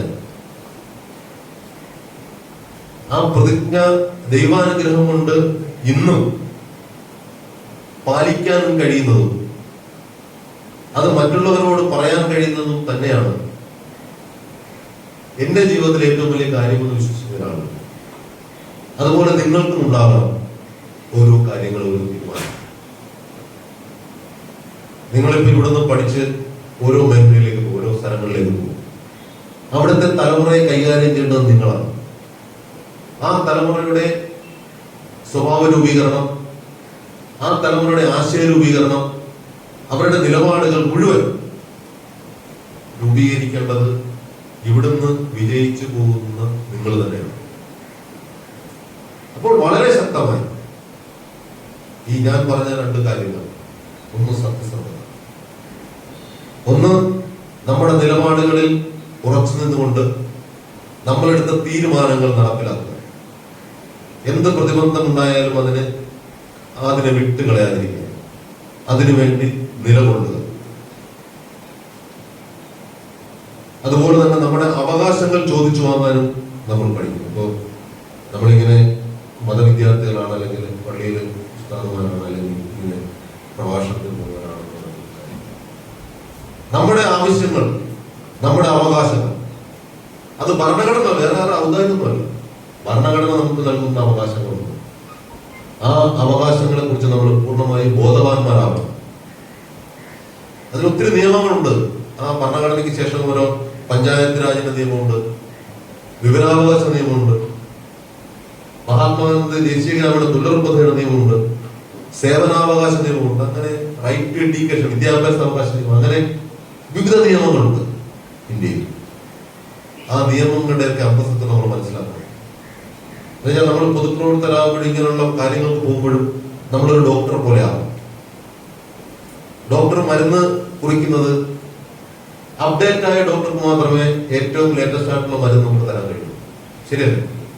ഇന്ന് രാവിലെ എവിടെയെങ്കിലും അമേരിക്കയിലോ ജർമ്മനിയിലോ ഒരു ജേർണൽ ഇറങ്ങിയെങ്കിൽ ആ ജേർണലിൽ ഏതെങ്കിലും മരുന്നിനെ കുറിച്ച് പ്രതിപാദിക്കുന്നുവെങ്കിൽ ആ മരുന്ന് ഇന്ന രോഗത്തിന്, കൊറോണയ്ക്ക്, അല്ലെങ്കിൽ നമ്മുടെ ആസ്മ അല്ലെ പനിക്ക് ഏറ്റവും ഉത്തമമാണെന്ന് ആ ഡോക്ടർക്ക് ബോധ്യമുണ്ടെങ്കിൽ മാത്രമേ ആ മരുന്ന് നമുക്ക് കുടിക്കാൻ കഴിയൂ. ശരി? ഇല്ലെങ്കിൽ എന്ത് പറയും? ആ അദ്ദേഹം പണ്ട് പഠിച്ച ആ സാധനം തന്നെ എഴുതിക്കൊണ്ടേയിരിക്കും, പാരസെറ്റമോൾ. അതിന് പഠിക്കണം. അത് നമ്മൾ ആശുപത്രി മെഡിക്കൽ സ്റ്റോറിൽ പോയാൽ മതി. അപ്പോ അദ്ദേഹത്തിന് വായന വേണം. അത് തന്നെയാണ് നമ്മുടെ പൊതുപ്രവർത്തകർക്ക് ഈ പറയുന്ന മുഴുവൻ ആളുകൾക്ക് വേണ്ട ഒരു കാര്യം, വായന. അപ്പൊ നമ്മള് അതിമനോഹരമായ ലൈബ്രറിയിലാണ് നമ്മൾ ഇരിക്കുന്നത്. ശരിയല്ലേ? ഈ ലൈബ്രറിയുടെ രൂപീകരണവുമായി ബന്ധപ്പെട്ടുള്ള അന്നത്തെ പരിപാടിയിൽ ഞാൻ പങ്കെടുത്തിരുന്നു. ലൈബ്രറിക്ക് ഒരു എന്നാലും കഴിയുന്ന തവണ ഞാനന്ന് പറഞ്ഞിരുന്നു, പകുതി പൈസ കൊടുത്തു. വായന 3ാമത്തെ ഗുണമായി അത്യാവശ്യമാണ്. എന്തും വായിക്കണം. നമുക്ക് ആശയ സംവാദം നടത്തണമെങ്കിൽ നമുക്ക് വായന ഒരു മുഖ്യ ഘടകമാണ്. വായന ഉള്ളവർക്ക് മാത്രമേ, ഇപ്പൊ ചാനൽ ചർച്ചകൾ നമ്മൾ കാണും. ചാനൽ ചർച്ചകളിൽ ഏറ്റവും കൂടുതൽ വിജയിക്കുന്ന ആരാണ്? വായന ഉള്ളവരാണ്. നമ്മൾ കുടുംബക്കാർക്കും പോയത് നിൽക്കാൻ പറ്റത്തില്ല. പക്ഷെ വായിച്ച് എല്ലാ വിഭാഗം പുസ്തകങ്ങളും എല്ലാ മതഗ്രന്ഥങ്ങളും ഒക്കെ കൃത്യമായും വായിച്ച് പത്രം വായിക്കുകയും എഴുതുന്ന ഇറങ്ങുന്ന വീക്കുകളും മാഗസിനുകളൊക്കെ വായിക്കുകയൊക്കെ ചെയ്യുന്നവർക്ക് ചാനൽ ചെക്കൽ വിഷയം ഉണ്ടാവും. അവർ അന്നേരം തന്നെ ഓരോ ഇന്ന പുസ്തകത്തിൽ ഇന്നതല്ലേ പറയുന്നത്, ഇന്ന പുസ്തകത്തിൽ ഇന്നതല്ലേ എഴുതിയത് എന്ന് പറയും. പറയണമെങ്കിൽ എന്ത് വേണം? വായന വേണം. ആ വായനയോടൊപ്പം തന്നെ നമ്മൾ ഇറങ്ങുന്ന ഉത്തരവുകളിലെല്ലാം അപ്ഡേറ്റ് ആണ്. എങ്കിൽ മാത്രമേ നമ്മുടെ അടുത്ത ഒരാൾ സഹായത്തിന് വരികയാണ്. ഒരു വിധവയാണ് നമ്മുടെ വീടിന്റെ ചുറ്റുള്ള ഒരു വിധവ. അപ്പൊ ആ വിധവ ആണ്, വിധവയ്ക്ക് 2 കുട്ടികളുണ്ട്, അവരുടെ വിദ്യാഭ്യാസം വേണം, ഇന്ന സമുദായത്തിലാണ്. അപ്പോ നമുക്കറിയണം ആ വിധവയ്ക്ക് എന്തൊക്കെ ആനുകൂല്യം, അതെവിടെ നിന്ന് അറിയാൻ പറ്റുന്നു? അതിന് പുസ്തകങ്ങളുണ്ട്, അല്ലെങ്കിൽ അതിന് സൈറ്റുണ്ട്, സർക്കാരിന്റെ സൈറ്റുണ്ട്. ആ സൈറ്റിലൊന്നും പലപ്പോഴൊക്കെ മൊബൈലിൽ നമ്മൾ ഗെയിമൊക്കെ കളിക്കുന്ന സമയത്ത് സർക്കാരിന്റെ സൈറ്റുകൾ കയറും. നിരവധി ഉത്തരവുകളുണ്ട്, അതൊക്കെ വായിക്കണം. ആ വായിക്കുമ്പോൾ നമുക്ക് കൃത്യമായി അറിയാൻ പറ്റും ഇന്ന കാര്യത്തിന് ഇന്ന സാധനമുണ്ട്, അത് ഇന്നടത്ത് ചെന്നാൽ മതി, വേറെ ആൾക്ക് പോകണം. അപ്പോ അത്തരത്തിൽ ഈ 4 ഗുണങ്ങൾ, സത്യസന്ധത പറഞ്ഞല്ലോ, രണ്ടാമത് നിലപാട്, നമ്മളെടുക്കുന്ന പ്രതിജ്ഞ പാലിക്കണം. മൂന്നാമത് വായന. അപ്പൊ ഈ പിന്നെ 4മതൊരു കാര്യം കൂടെ ഞാൻ നേരത്തെ പറഞ്ഞു. 4മത് നമ്മുടെ അവകാശങ്ങൾ ചോദിച്ചു വാങ്ങണം. മുന്നിൽ നിൽക്കുന്ന ആരാണെന്നും നമ്മൾ അതിന് ഭയക്കാൻ പാടില്ല. നമ്മൾ ആവശ്യപ്പെടുന്നത് നമുക്ക് വേണ്ടി ആകരുത്. ഇപ്പോ ദേശീയ വിവരാവകാശ നിയമം വന്നു. അതിലേറ്റവും പ്രധാനമായിട്ട് പറയുന്നത് എന്താ? സ്വന്തം കാര്യത്തിന് വേണ്ടി ആ നിയമത്തെ ഉപയോഗിക്കുന്നത്. ഒരു പൊതു കാര്യം വേണം. നമ്മളൊരു വിവരാവകാശം കൊടുക്കുന്നെങ്കിൽ എപ്പോഴും ഒരു പൊതു വിഷയമാണ്. എങ്കിൽ മാത്രമേ ആ വിവരാവകാശ നിയമത്തിലെ ചോദ്യങ്ങൾക്ക് പ്രസക്തിയുള്ളൂ. അല്ല എന്റെ ഭാര്യയ്ക്ക് ഒരു ട്രാൻസ്ഫർ വേണം, അല്ലെങ്കിൽ ഒരു പ്രൊമോഷൻ വേണം, അല്ലെങ്കിൽ ആ ഭാര്യയെ ദ്രോഹിക്കുന്ന മേലുദ്യോഗസ്ഥന് എന്തെങ്കിലും പണി കൊടുക്കണം എന്ന് പറഞ്ഞിട്ട് നമ്മൾ ചോദ്യം എഴുതുന്നുണ്ടെന്നുള്ള കാര്യമുള്ളൂ. ഇല്ല. പക്ഷെ നമ്മുടെ നാട്ടിലൊരു കുടിവെള്ള പ്രശ്നമുണ്ട്, അല്ലെങ്കിൽ നമ്മുടെ നാട്ടിൽ റോഡ് വന്നില്ല, അല്ലെങ്കിൽ നമ്മുടെ നാട്ടിലൊരു പറയുന്ന സ്കൂളുകളുണ്ട്, സർക്കാർ സ്കൂളുകളുണ്ട്. ആ സ്കൂളുകൾക്ക് ലക്ഷക്കണക്കിന് രൂപ അനുവദിച്ചെന്ന് പറയുന്നു. പക്ഷെ ഒന്നും കാണുന്നില്ല. നമ്മൾ ചെല്ലുമ്പോൾ നമ്മൾ പഠിച്ച സ്കൂളിൽ ചെല്ലുമ്പോൾ ഒന്നും കാണുന്നില്ല. അപ്പൊ നമ്മൾ വിവരാവകാശം എഴുതി, ഈ സ്കൂളിന് എന്തെങ്കിലും ഫണ്ട് അനുവദിച്ചിട്ടുണ്ടോ ഇത്ര വർഷത്തിൽ? അപ്പൊ നമുക്ക് മറുപടി തരും. അതാർക്കും വേണ്ടി നമ്മുടെ പൊതുകാര്യമല്ലേ. അപ്പോ വളരെ പ്രത്യേകമുള്ള 4 കാര്യങ്ങൾ നമ്മുടെ ജീവിതത്തിൽ നമ്മൾ പാലിക്കാൻ തയ്യാറാകണം. ലഹരി പദാർത്ഥങ്ങളിൽ നിന്ന് ഒഴിഞ്ഞു നിൽക്കണം. ലഹരി പദാർത്ഥങ്ങൾ എന്ന് പറഞ്ഞാൽ കഴിഞ്ഞ ദിവസം പോയപ്പോ 4ാം ക്ലാസ്സിലുള്ള പെൺകുട്ടികൾ പോലും ബിയർ കഴിക്കാൻ തുടങ്ങി നമ്മുടെ നാട്ടിൽ. ബോംബെയിലും ഗുജറാത്തിലോ കൊച്ചിയിലോ ഒന്നുമല്ല, തൃക്കുന്നപ്പുഴയിൽ നമ്മുടെ ഈ കോളേജ് നിൽക്കുന്നതിന്റെ പരിസരങ്ങളിൽ പോലും വളരെ ഗുരുതരമാണ്. 4ാം ക്ലാസ് പെൺകുട്ടി. പണ്ട് പുരുഷന്മാർ മാത്രമേ കഴിക്കുള്ളായിരുന്നു. മുസ്ലിം വിഭാഗത്തിന് ഇത് ഹറാമായിരുന്നു. ഇപ്പോൾ കുറച്ചുപേർ ഉപയോഗിക്കാൻ തുടങ്ങി. ആരുടെ ചിന്തയാണ്? മതം പറഞ്ഞു കഴിക്കാൻ, ദൈവം പറഞ്ഞു കഴിക്കാൻ. പറയുന്നവരാ ഇതുണ്ടാക്കുന്ന അവനാണ് പറയുന്നത് ദൈവമൊന്നുമില്ല. കാരണം എന്താ? ദൈവം കഴിക്കത്തില്ല, അവന്റെ കച്ചവടം നടത്തും. അപ്പൊ എന്ത് പറയണം? ദൈവമില്ല, മതമില്ല. മതമൊക്കെ എന്തിനാ മതം? നമ്മളെ നേർവഴിക്ക് നടത്തുന്നതാണ് മതം. നമ്മളെ നേർവഴിക്ക് നടത്താനും നമുക്കൊരു പ്രതീക്ഷ നൽകാനുമാണ് ദൈവം. ആ ചിന്ത ഇല്ലാതാക്കിയാൽ എല്ലാ കച്ചവടവും നടത്തി. ഞാൻ അതുകൊണ്ടാണ് തുടക്കത്തിൽ പറഞ്ഞത്, കച്ചവടം നടത്താൻ വേണ്ടിയാണ് ദൈവവും മതവും ഇല്ലാന്ന് പറയുന്നത്, വേണ്ടെന്ന് പറയുന്നത്. അതുകൊണ്ട് അതിൽ നിങ്ങൾ വീണു പോകരുത്. ലഹരിക്കെതിരെയുള്ള പോരാട്ടം നിങ്ങൾ നടത്തണം. സത്യസന്ധതയ്ക്ക് പോരാടണം. നമ്മുടെ അവകാശങ്ങൾക്ക് പോരാടണം. ഏതായാലും ഇങ്ങനെയൊരു ചടങ്ങിലേക്ക് എന്റെ സാറ് പറഞ്ഞു, ആദ്യമായിട്ടാണ് ഇങ്ങനെ ഈ കോളേജിലേക്ക് വരാൻ കഴിയുന്നത്. അത് സ്വാതന്ത്ര്യത്തിൽ തന്നെ 75ാമത്തെ സ്വാതന്ത്ര്യത്തിനായത് ഒരു പൊതുപ്രവർത്തകനും പട്ടാളക്കാരനുമായിരുന്ന എനിക്ക് വലിയൊരു അഭിമാനം നൽകുന്നു. ഏതായാലും ഇങ്ങനെയൊരു ചടങ്ങിന് ക്ഷണിച്ച ഈ കോളേജിന്റെ പ്രവർത്തകർ എല്ലാവിധ നന്ദിയും അറിയിക്കുന്നു.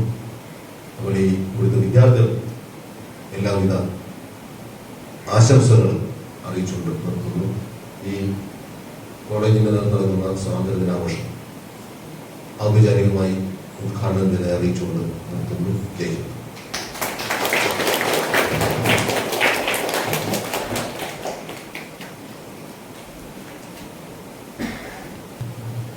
السلام عليكم ورحمة الله وبركاته. أعوذ بالله من الشيطان الرجيم. بسم الله الرحمن الرحيم. الحمد لله رب العالمين. والصلاة والسلام على أشرف المخلوقين وعلى آله وصحبه أجمعين. أما بعد رب اشرح لي صدري ويسر لي أمري واحلل عقدة من لساني يفقهوا قولي وما توفيقي إلا بالله عليه توكلت وإليه أنيب. ആദരണീയനായ നമ്മുടെ പ്രിയപ്പെട്ട അതിഥി സുധിലാൽ തൃക്കുന്നപ്പുഴ അവർകൾ, ബഹുമാന്യരായ ഉസ്താദുമാർ, അധ്യാപക സുഹൃത്തുക്കൾ, സ്നേഹസമ്പന്നരായ വിദ്യാർത്ഥി മിത്രങ്ങൾ, അല്ലാഹു റബ്ബുൽ ഇസ്സത്ത് നമ്മുടെ ഈ ഒരു സംഗമം അല്ലാഹുവിന് പൊരുത്തപ്പെട്ട ഒരു നല്ല പ്രവർത്തനമായി സ്വീകരിക്കുമാറാകട്ടെ.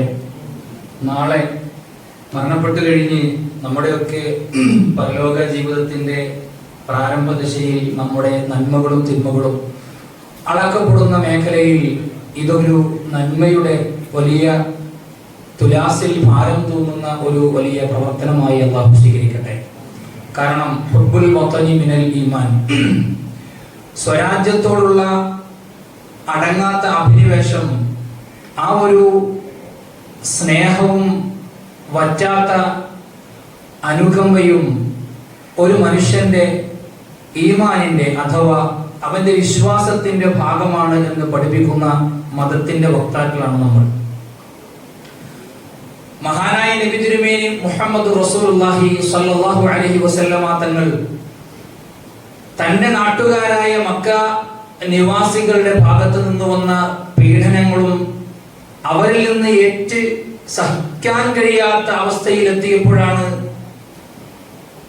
യസ്രിബിലേക്ക് അഥവാ ഇന്നത്തെ മദീനയിലേക്ക് പ്രവാചക തിരുമേനി സല്ലല്ലാഹു അലൈഹി വസല്ലമ തങ്ങൾ യാത്ര തിരിക്കുന്നത്.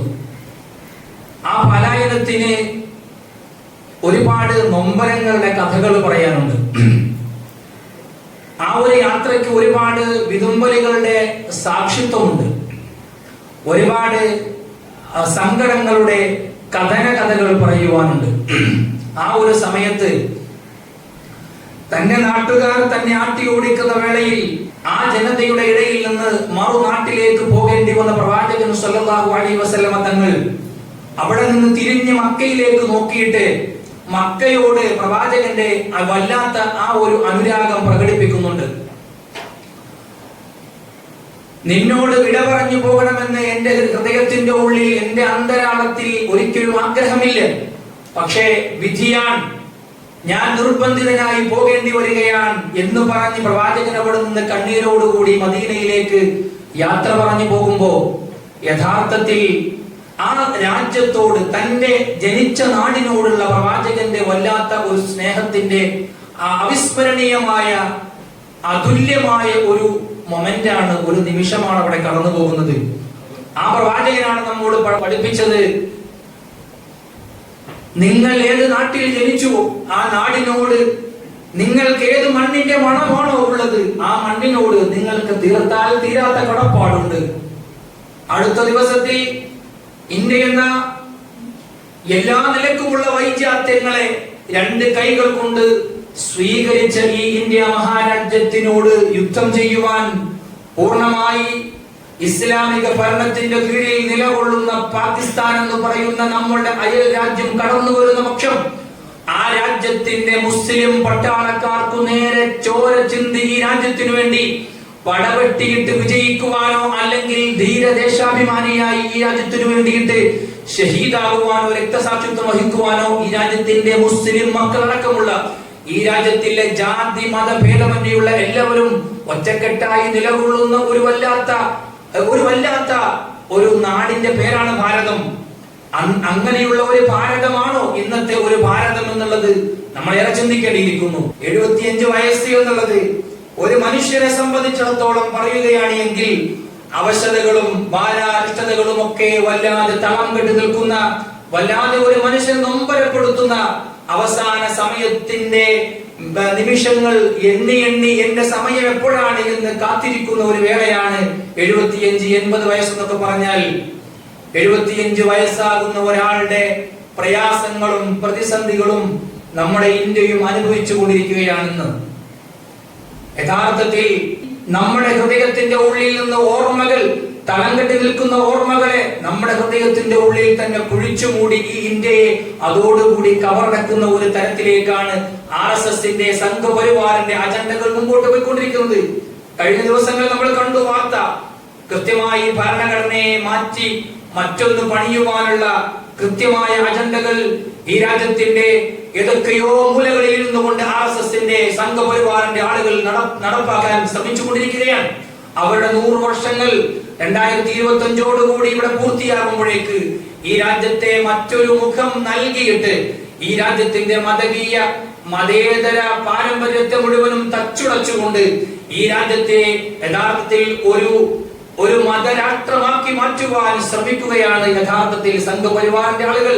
ഈ രാജ്യത്ത് മഹാത്മാഗാന്ധി നമുക്ക് മുമ്പിൽ വിഭാവന ചെയ്ത, ബഹുമാന്യനായ ഡോക്ടർ BR അംബേദ്കർ നമുക്ക് മുമ്പിൽ കാണിച്ചു തന്ന, ബഹുമാന്യനായ ഈ രാജ്യത്തിന്റെ സ്വാതന്ത്ര്യത്തിനു വേണ്ടിയിട്ട് പോരാടി ധീരദേശാഭിമാനികളായി ഈ രാജ്യത്തിന്റെ മണ്ണിൽ അലിഞ്ഞു ചേർന്ന മുസ്ലിമെന്നോ ക്രൈസ്തവനെന്നോ ഹൈന്ദവനെന്നോ എന്നില്ലാത്ത രൂപത്തിൽ എല്ലാവരും തോളോട് തോൾ ചേർന്ന് നിന്നുകൊണ്ടാണ് ഈ ഭാരതത്തിന്റെ മണ്ണിന് സ്വാതന്ത്ര്യം നേടുന്നത് എങ്കിൽ അതേ ഒരു ചിന്താഗതിയോടുകൂടിയുള്ള ആളുകൾക്ക് എത്ര കാലം നിലനിൽക്കാൻ കഴിയുന്നുവോ അത്ര കാലം മാത്രമാണ് ഇന്ത്യ മഹാരാജ്യത്തിന്റെ നിലനിൽപ്പുള്ളത്. അത് കഴിഞ്ഞാൽ ഇന്ത്യ അല്ലാതെയാവുകയാണ്.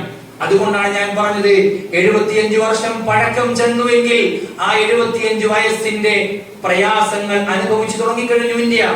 യഥാർത്ഥത്തിൽ ആ ഇന്ത്യയെ മതേതര ചിന്താഗതിക്കാരായിട്ടുള്ള ആളുകളുടെ അതുല്യമായ പ്രവർത്തനങ്ങൾ കൊണ്ട് മാത്രമേ മൃതസഞ്ജീവനി കൊടുത്തുകൊണ്ട് മരിക്കാൻ പോകുന്ന ഇന്ത്യയെ കൈപിടിച്ചുയർത്തി നല്ല ബലം നൽകി നല്ല സ്ട്രോങ് ആയിട്ടുള്ള നിലപാടുകളോട് കൂടി നിലനിർത്താൻ കഴിയുകയുള്ളൂ.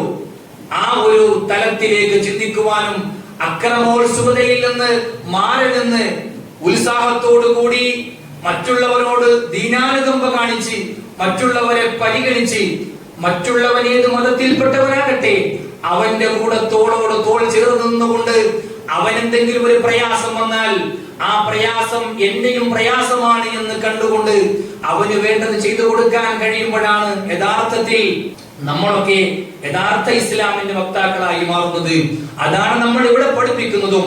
തന്റെ അയൽവാസിയായിട്ടുള്ള മനുഷ്യൻ അവൻ ഏത് മതത്തിൽപ്പെട്ടവനാകട്ടെ ഇനി മതമില്ലാത്തവനാകട്ടെ അയൽവാസി എന്നേ പറഞ്ഞിട്ടുള്ളൂ. അയൽവാസിയായ മുസ്ലിം എന്ന് പറഞ്ഞിട്ടില്ല ഹദീസിൽ. തന്റെ അയൽവാസിയായ മനുഷ്യൻ പട്ടിണിയാണ്, അവനൊരു നേരത്തെ ഭക്ഷണം അവന് കഴിക്കാനില്ലാത്ത അവസ്ഥയാണ് എങ്കിൽ ആ സമയത്ത് പട്ടിണി കിടക്കുന്ന അയൽവാസിയുടെ മുമ്പിൽ സുഭിക്ഷമായി ഭക്ഷണം കഴിച്ചുകൊണ്ട് ഉറങ്ങാൻ യഥാർത്ഥത്തിലുള്ള ഒരു മുസ്ലിമായ മനുഷ്യന് സാധ്യമല്ല എന്ന് പ്രവാചകൻ തിരുമേനി മുഹമ്മദ് റസൂലുള്ളാഹി സ്വല്ലല്ലാഹു അലൈഹി വസല്ലം തങ്ങൾ പഠിപ്പിക്കുകയാണ്. ഇതാണ് മതത്തിന്റെ ഉള്ളിൽ നിന്നുകൊണ്ട് എന്റെ സുഹൃത്ത് ഹൈന്ദവനാകട്ടെ ക്രൈസ്തവനാകട്ടെ അവനെ ചേർത്ത് പിടിക്കുവാൻ എന്റെ മതം യാതൊരു നിയന്ത്രണവും ഏർപ്പെടുത്തുന്നില്ല എന്നുള്ള ആ ഒരു ദീനിന്റെ മതത്തിന്റെ വലിയ പ്രഖ്യാപനത്തെ നമ്മൾ നെഞ്ചോട് ചേർത്ത് പിടിച്ച് നമ്മുടെ ഇടയിലുള്ള സൗഹൃദവും നമ്മുടെ ഇടയിലുള്ള വല്ലാത്ത ഒരു സോഷ്യൽ ഹാർമണിയും ഒക്കെ നിലനിർത്തുവാൻ ഈ രാജ്യത്തിന്റെ വലിയ പ്രതാപം വീണ്ടെടുക്കുവാൻ ഈ സംഘപരിവാറിന്റെ RSSകാരന്റെ കൈകളിൽ നിന്ന് ഇനിയും നമ്മൾ സ്വതന്ത്രരായിട്ടില്ല എന്നുള്ളത് യാഥാർത്ഥ്യം നമ്മൾ വീണ്ടും വീണ്ടും മനസ്സിലാക്കിക്കൊണ്ട് 947 നമ്മൾ നേടിയെടുത്ത സ്വാതന്ത്ര്യത്തിന്റെ യഥാർത്ഥ രുചി നുണയുവാൻ ഇനിയും നമുക്ക് സാധ്യമാകുന്ന ഒരു പുലരി ഇവിടെ വരാനിരിക്കുന്നുണ്ട്. ഇനിയുള്ള നാളുകൾ നമ്മൾ ഏത് രൂപത്തിൽ മുമ്പോട്ട് പോകുന്നു എന്ന് കൃത്യമായി അറിയില്ല. ആശങ്കയുടെ നാളുകളാണ്. എങ്കിലും പ്രതീക്ഷ കൃത്യമായി സ്ട്രോങ് ആയിട്ടുള്ള വളരെ ബലിഷ്ഠമായ ഒരു ഭരണഘടന എന്നുള്ളത് നമ്മളെ എവരെയും വല്ലാതെ വീണ്ടും മുമ്പോട്ട് പോകാൻ പ്രചോദിപ്പിക്കുകയാണ്. അതുകൊണ്ട് ആ ഒരു തലത്തിൽ നമ്മളെല്ലാവരും ഒറ്റക്കെട്ടാണ് എന്ന ഒരു ചിന്താഗതിയോടുകൂടി മുമ്പോട്ട് പോകുവാൻ നമ്മൾ എല്ലാവരും ശ്രമിക്കേണ്ടതുണ്ട്. ബഹുമാനനായ സുധിലാൽ സാർ പറഞ്ഞ 3-4 പോയിന്റുകൾ അത് ഈ സ്വാതന്ത്ര്യത്തിന്റെ പുലരിയിൽ ഏറെ പ്രധാനമാണ്. ഈ രാജ്യത്തെ മുമ്പോട്ട് കൊണ്ടുപോകണമെങ്കിൽ അറിവ് അത്യാവശ്യമാണ്. ഈ രാജ്യത്തിന് വേണ്ടി സേവനം ചെയ്യണമെങ്കിൽ വിജ്ഞാനം വളരെ അത്യന്താപേക്ഷിതമാണ്.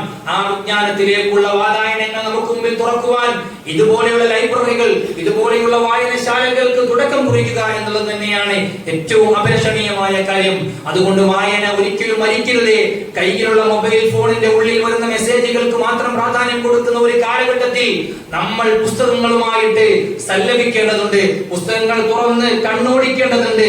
വരികളും വരികൾക്കിടയിലൂടെയുള്ള ആശയങ്ങളും കൃത്യമായി മനസ്സിലാക്കി അത് ജീവിതത്തിൽ പ്രാവർത്തികമാക്കി മൻ അലിമ വഅമില ബിമാ അലിമ അല്ലമഹുല്ലാഹു മാ ലം യഅലം. ഒരു ചെറിയ വിജ്ഞാനത്തിന്റെ നുറുങ്ങുവെട്ടം നമ്മുടെ ഹൃദയത്തിന്റെ ഉള്ളിലേക്ക് വന്നു വീണാൽ ആ കിട്ടിയ വിജ്ഞാനം കൊണ്ട് നമ്മൾ പ്രവർത്തിക്കാൻ തയ്യാറായാൽ അവൻ പഠിക്കാത്ത അറിവുകളെ ജഗദീശ്വരനായ അല്ലാഹു റബ്ബുൽ ഇസ്സത്ത് അവന്റെ ഹൃദയത്തിന്റെ ഉള്ളിലേക്ക് സന്നിവേശിപ്പിച്ചു കൊടുക്കുമെന്നുള്ളത് ഹബീബായ മുഹമ്മദ് റസൂലുള്ളാഹി സ്വല്ലല്ലാഹു അലൈഹി വസല്ലം തങ്ങളുടെ പ്രഖ്യാപനമാണ്. അതുകൊണ്ട് പഠിച്ചതനുസരിച്ച് പ്രവർത്തിക്കാൻ, കൃത്യമായ നിലപാടുള്ള ആളുകളാകാൻ ഇതെപ്പോഴും നമ്മൾ പറയുന്ന കാര്യമാണ്. പക്ഷേ നിലപാട് എന്നുള്ളത് പറയാൻ മാത്രമുള്ളതല്ല. അത് നേരത്തെ സുധിലാൽ സാർ പറഞ്ഞതുപോലെ അത് ആണുങ്ങളെ പോലെ കാണിച്ചു കൊടുക്കാനുള്ളതാണ്. ഏതെങ്കിലും ഒരുത്തന്റെ മുമ്പിൽ അടിയറവ് പറയാനുള്ളതല്ല. ഏതെങ്കിലും ഒരു സംഘപരിവാരക്കാരന്റെ ഷൂവിന്റെ താഴെ കൊണ്ടുപോയിട്ട് വെക്കാനുള്ളതല്ല നമ്മുടെ സ്വാതന്ത്ര്യം എന്നുള്ളത് പോലെ തന്നെ ഏതെങ്കിലും ഒരുത്തന്റെ കാൽച്ചുവട്ടിൽ കൊണ്ടുപോയി വെക്കേണ്ടതല്ല നമ്മളുടെ നിലപാടുകൾ എന്ന് കൃത്യമായി അദ്ദേഹത്തിന്റെ വാക്കിൽ നമുക്ക് മനസ്സിലായിട്ടുണ്ട്. ഇതുപോലെ സമൂഹത്തിൽ നന്മ ചെയ്യാൻ എന്തൊക്കെ ആവശ്യമാണോ അതെല്ലാം നമ്മൾ നേടിയെടുക്കുകയും ഈ സമൂഹത്തെ ഉദ്ധരിക്കുവാനുള്ള മുഴുവൻ ധൈര്യവും മുഴുവൻ ചിന്താഗതിയും നമ്മുടെ ഉള്ളിൽ ഉണ്ടാകണമെന്ന് ഓർമ്മപ്പെടുത്തിക്കൊണ്ട് അടുത്ത ആശംസകൾക്ക് മുമ്പായി ഒരു സുധിലാ സാർ പോകുന്നതിന് മുമ്പ് ഒരു സമ്മാനദാന ചടങ്ങ് നടക്കുകയാണ് ഇവിടെ. കഴിഞ്ഞ ഏതാനും ദിവസങ്ങൾക്ക് മുമ്പ് WSF വാഫി സ്റ്റുഡൻസ് ഫെഡറേഷൻ മൊത്തം കോളേജുകളുടെയും ഇതേപോലെയുള്ള 97-98ഓളം കോളേജുകൾ നിലവിൽ കേരളത്തിൽ പ്രവർത്തിച്ചുകൊണ്ടിരിക്കുന്നുണ്ട്. ഈ അഫിലിയേറ്റഡ് കോളേജുകൾക്കിടയിലെ വിദ്യാർത്ഥി യൂണിയനാണ് WSF. ഈ WSF നടത്തിയ ബുക്ക് റിവ്യൂവിൽ ജേതാവായ നമ്മുടെ ഈ സ്ഥാപനത്തിന്റെ 3rd പ്രൈസ് ആണ് കിട്ടിയിട്ടുള്ളത്. നമ്മുടെ ഈ സ്ഥാപനത്തിന്റെ 6ാം ക്ലാസ്സിലെ വിദ്യാർത്ഥിയും MAC എന്ന നമ്മുടെ യൂണിയന്റെ ചെയർമാനുമായ ഫയാസ് ഖാനുള്ള സമ്മാന ദാന ചടങ്ങാണ് ഇവിടെ നടക്കുന്നത്. WSF ആണ് നൽകിയിട്ടുള്ളത്. കഴിഞ്ഞ മീറ്റിംഗിൽ വെച്ച് കൊടുത്തതാണ്. അതൊരു പബ്ലിക് പരിപാടി വെച്ച് വിതരണം ചെയ്യുന്നു എന്ന് മാത്രം. ആ സമ്മാനം നൽകുവാൻ വേണ്ടി സർട്ടിഫിക്കറ്റും മൊമെന്റോയുമാണ് സമ്മാനമായിട്ടുള്ളത്. നൽകുവാൻ വേണ്ടി ബഹുമാനനായ സുധിലാൽ സാറിനെ ക്ഷണിക്കുന്നു. ഏറ്റുവാങ്ങാൻ വേണ്ടി ഫയാസ് ഖാനെ ക്ഷണിക്കുന്നു.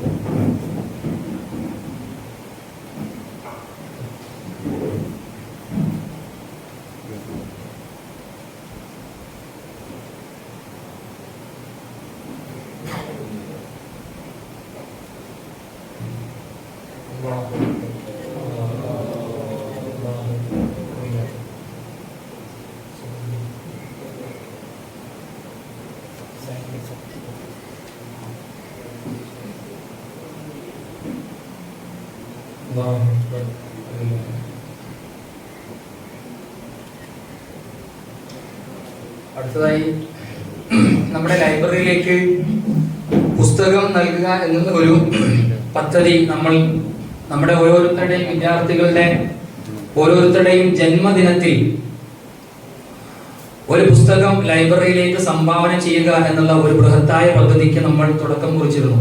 ആ പദ്ധതിയിൽ പല ആളുകളും അംഗങ്ങളാവാറുണ്ട്. ചില ആളുകൾ തന്റെ ബർത്ത്ഡേ പോലും മറന്നുപോയി അത് നൽകാറില്ല എന്നുള്ളതാണ്. ഇപ്പോഴത്തെ ഒരു സാഹചര്യത്തിൽ നിങ്ങൾ നിങ്ങളുടെ ബർത്ത്ഡേ മറന്നുപോയാലും ഫേസ്ബുക്ക് ബാക്കിയുള്ളവരെ നിങ്ങളുടെ ബർത്ത്ഡേ ഓർമ്മിക്കുന്നുണ്ട് എന്ന് മനസ്സിലാക്കുക. അതുകൊണ്ട് ആരുടെയൊക്കെ ബർത്ത്ഡേ ആണ് കഴിഞ്ഞു പോയിട്ടുള്ളതെന്നൊക്കെ കൃത്യമായിട്ട് എല്ലാവർക്കും അറിയാൻ കഴിയും. ഏതായാലും കഴിഞ്ഞ 25-ാം തീയതി ആയിരുന്നു എന്റെ ജന്മദിനം. അതുപോലെ തന്നെ കഴിഞ്ഞ 23-ാം തീയതി എനിക്കൊരു കുഞ്ഞു പിറക്കുകയും ചെയ്തു, അൽഹംദുലില്ലാ. പിന്നെ അപ്പോ അത് രണ്ടും കൂടി കണക്കാക്കിയിട്ട് ഞാൻ എന്റെ പുസ്തകം നൽകണമെന്ന് വിചാരിച്ചിരുന്നതാണ്. പക്ഷെ അന്ന് നടന്നില്ല. ഒരു പരിപാടി വെച്ചുകൊണ്ട് ചെയ്യാമെന്ന് കരുതിയതാണ്. ഇത് പ്രവാചകൻ സല്ലല്ലാഹു അലൈഹി വസല്ലമ തങ്ങളെ കുറിച്ചുള്ള ഒരു പുസ്തകമാണ് Muhammad the messenger of God എന്നതാണ്. ഞാൻ പഠനാവശ്യാർത്ഥം തുർക്കിയിൽ പോയപ്പോൾ അവിടുന്ന് ഫത്ഹുല്ലാ ഗുൽ എന്ന് പറയുന്ന ഞങ്ങളെ കൊണ്ടുപോയ ടീമിന്റെ ഒരു നേതാവുണ്ട്. അദ്ദേഹത്തിന്റെ ഒരു തുർക്കിഷ് ഭാഷയിലെ പുസ്തകം നേരെ ഇംഗ്ലീഷിലേക്ക് ട്രാൻസ്ലേറ്റ് ചെയ്യപ്പെട്ട പുസ്തകമാണ്. അപ്പോൾ അവിടുന്ന് എനിക്ക് ലഭ്യമായ പുസ്തകമാണ്. ഞാൻ വീട്ടിൽ സൂക്ഷിച്ചു വെച്ചിരുന്നതാണ്. ഇത് നമ്മുടെ ലൈബ്രറിയിലേക്ക് സംഭാവന ചെയ്യാണ്. അള്ളാഹു സ്വീകരിക്കട്ടെ. ഇത് ഏറ്റുവാങ്ങാൻ വേണ്ടി നമ്മുടെ ലൈബ്രറിയൻ നിസാമുദ്ദീനെ ക്ഷണിക്കുന്നു.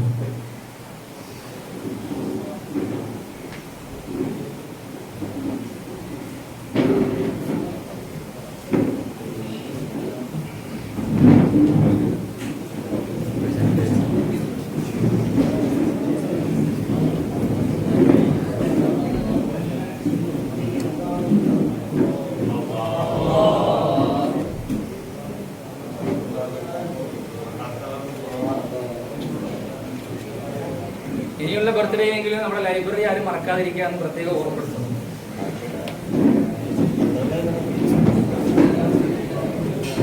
നമ്മുടെ ഈ പരിപാടിയിൽ തിരക്കുകൾക്കിടയിലും സംബന്ധിക്കുവാൻ സമയം കണ്ടെത്തി എത്തിച്ചേർന്ന ബഹുമാനനായ സുധലാൽ തൃക്കുന്നപ്പുഴ അവർക്ക് ഹൃദയത്തിന്റെ ഭാഷയിലുള്ള നന്ദിയും കടപ്പാടും അറിയിക്കുന്നു. ഇനിയും ഞങ്ങളുടെ സ്ഥാപനത്തെ ഓർമ്മ ഉണ്ടാകണം, പങ്കെടുക്കണം അറിയിക്കുന്നു.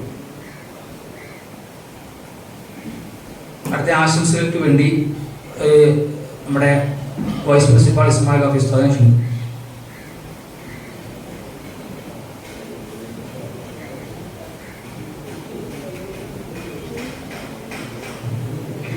അസ്സലാമു അലൈക്കും വറഹ്മത്തുള്ളാഹി. ഏറെ ആദരണീയരായ അധ്യാപകർ, പ്രിയപ്പെട്ട വിദ്യാർത്ഥികളെ, പല നിലക്കും നമ്മുടെ സ്വാതന്ത്ര്യങ്ങളൊക്കെ വിലക്കപ്പെടുന്ന ഒരു സമയത്ത് അതിൻ്റെ പ്രതിഷേധങ്ങളും പല ഭാഗത്തു നിന്നും ഉയർന്നു വരുന്ന ഈ ഒരു സാഹചര്യത്തിൽ സദസ്സിൽ നിന്നും ഭക്ഷണത്തിൻ്റെ ഒരു സ്വാതന്ത്ര്യ പ്രതിഷേധം ഉണ്ടാകുമെന്ന് പറയുന്നതുകൊണ്ട് കൂടുതൽ പറയുന്നില്ല. ഈ സ്വാതന്ത്ര്യത്തിന് എല്ലാവിധ ആശംസകളും നേരുന്നു. സ്നേഹം.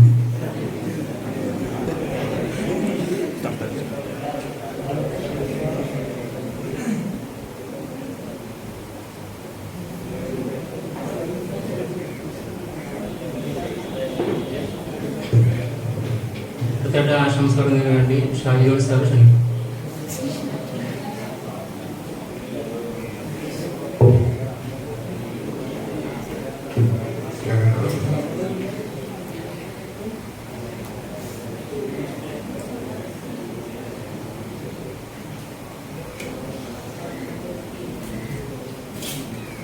Good morning, all of you.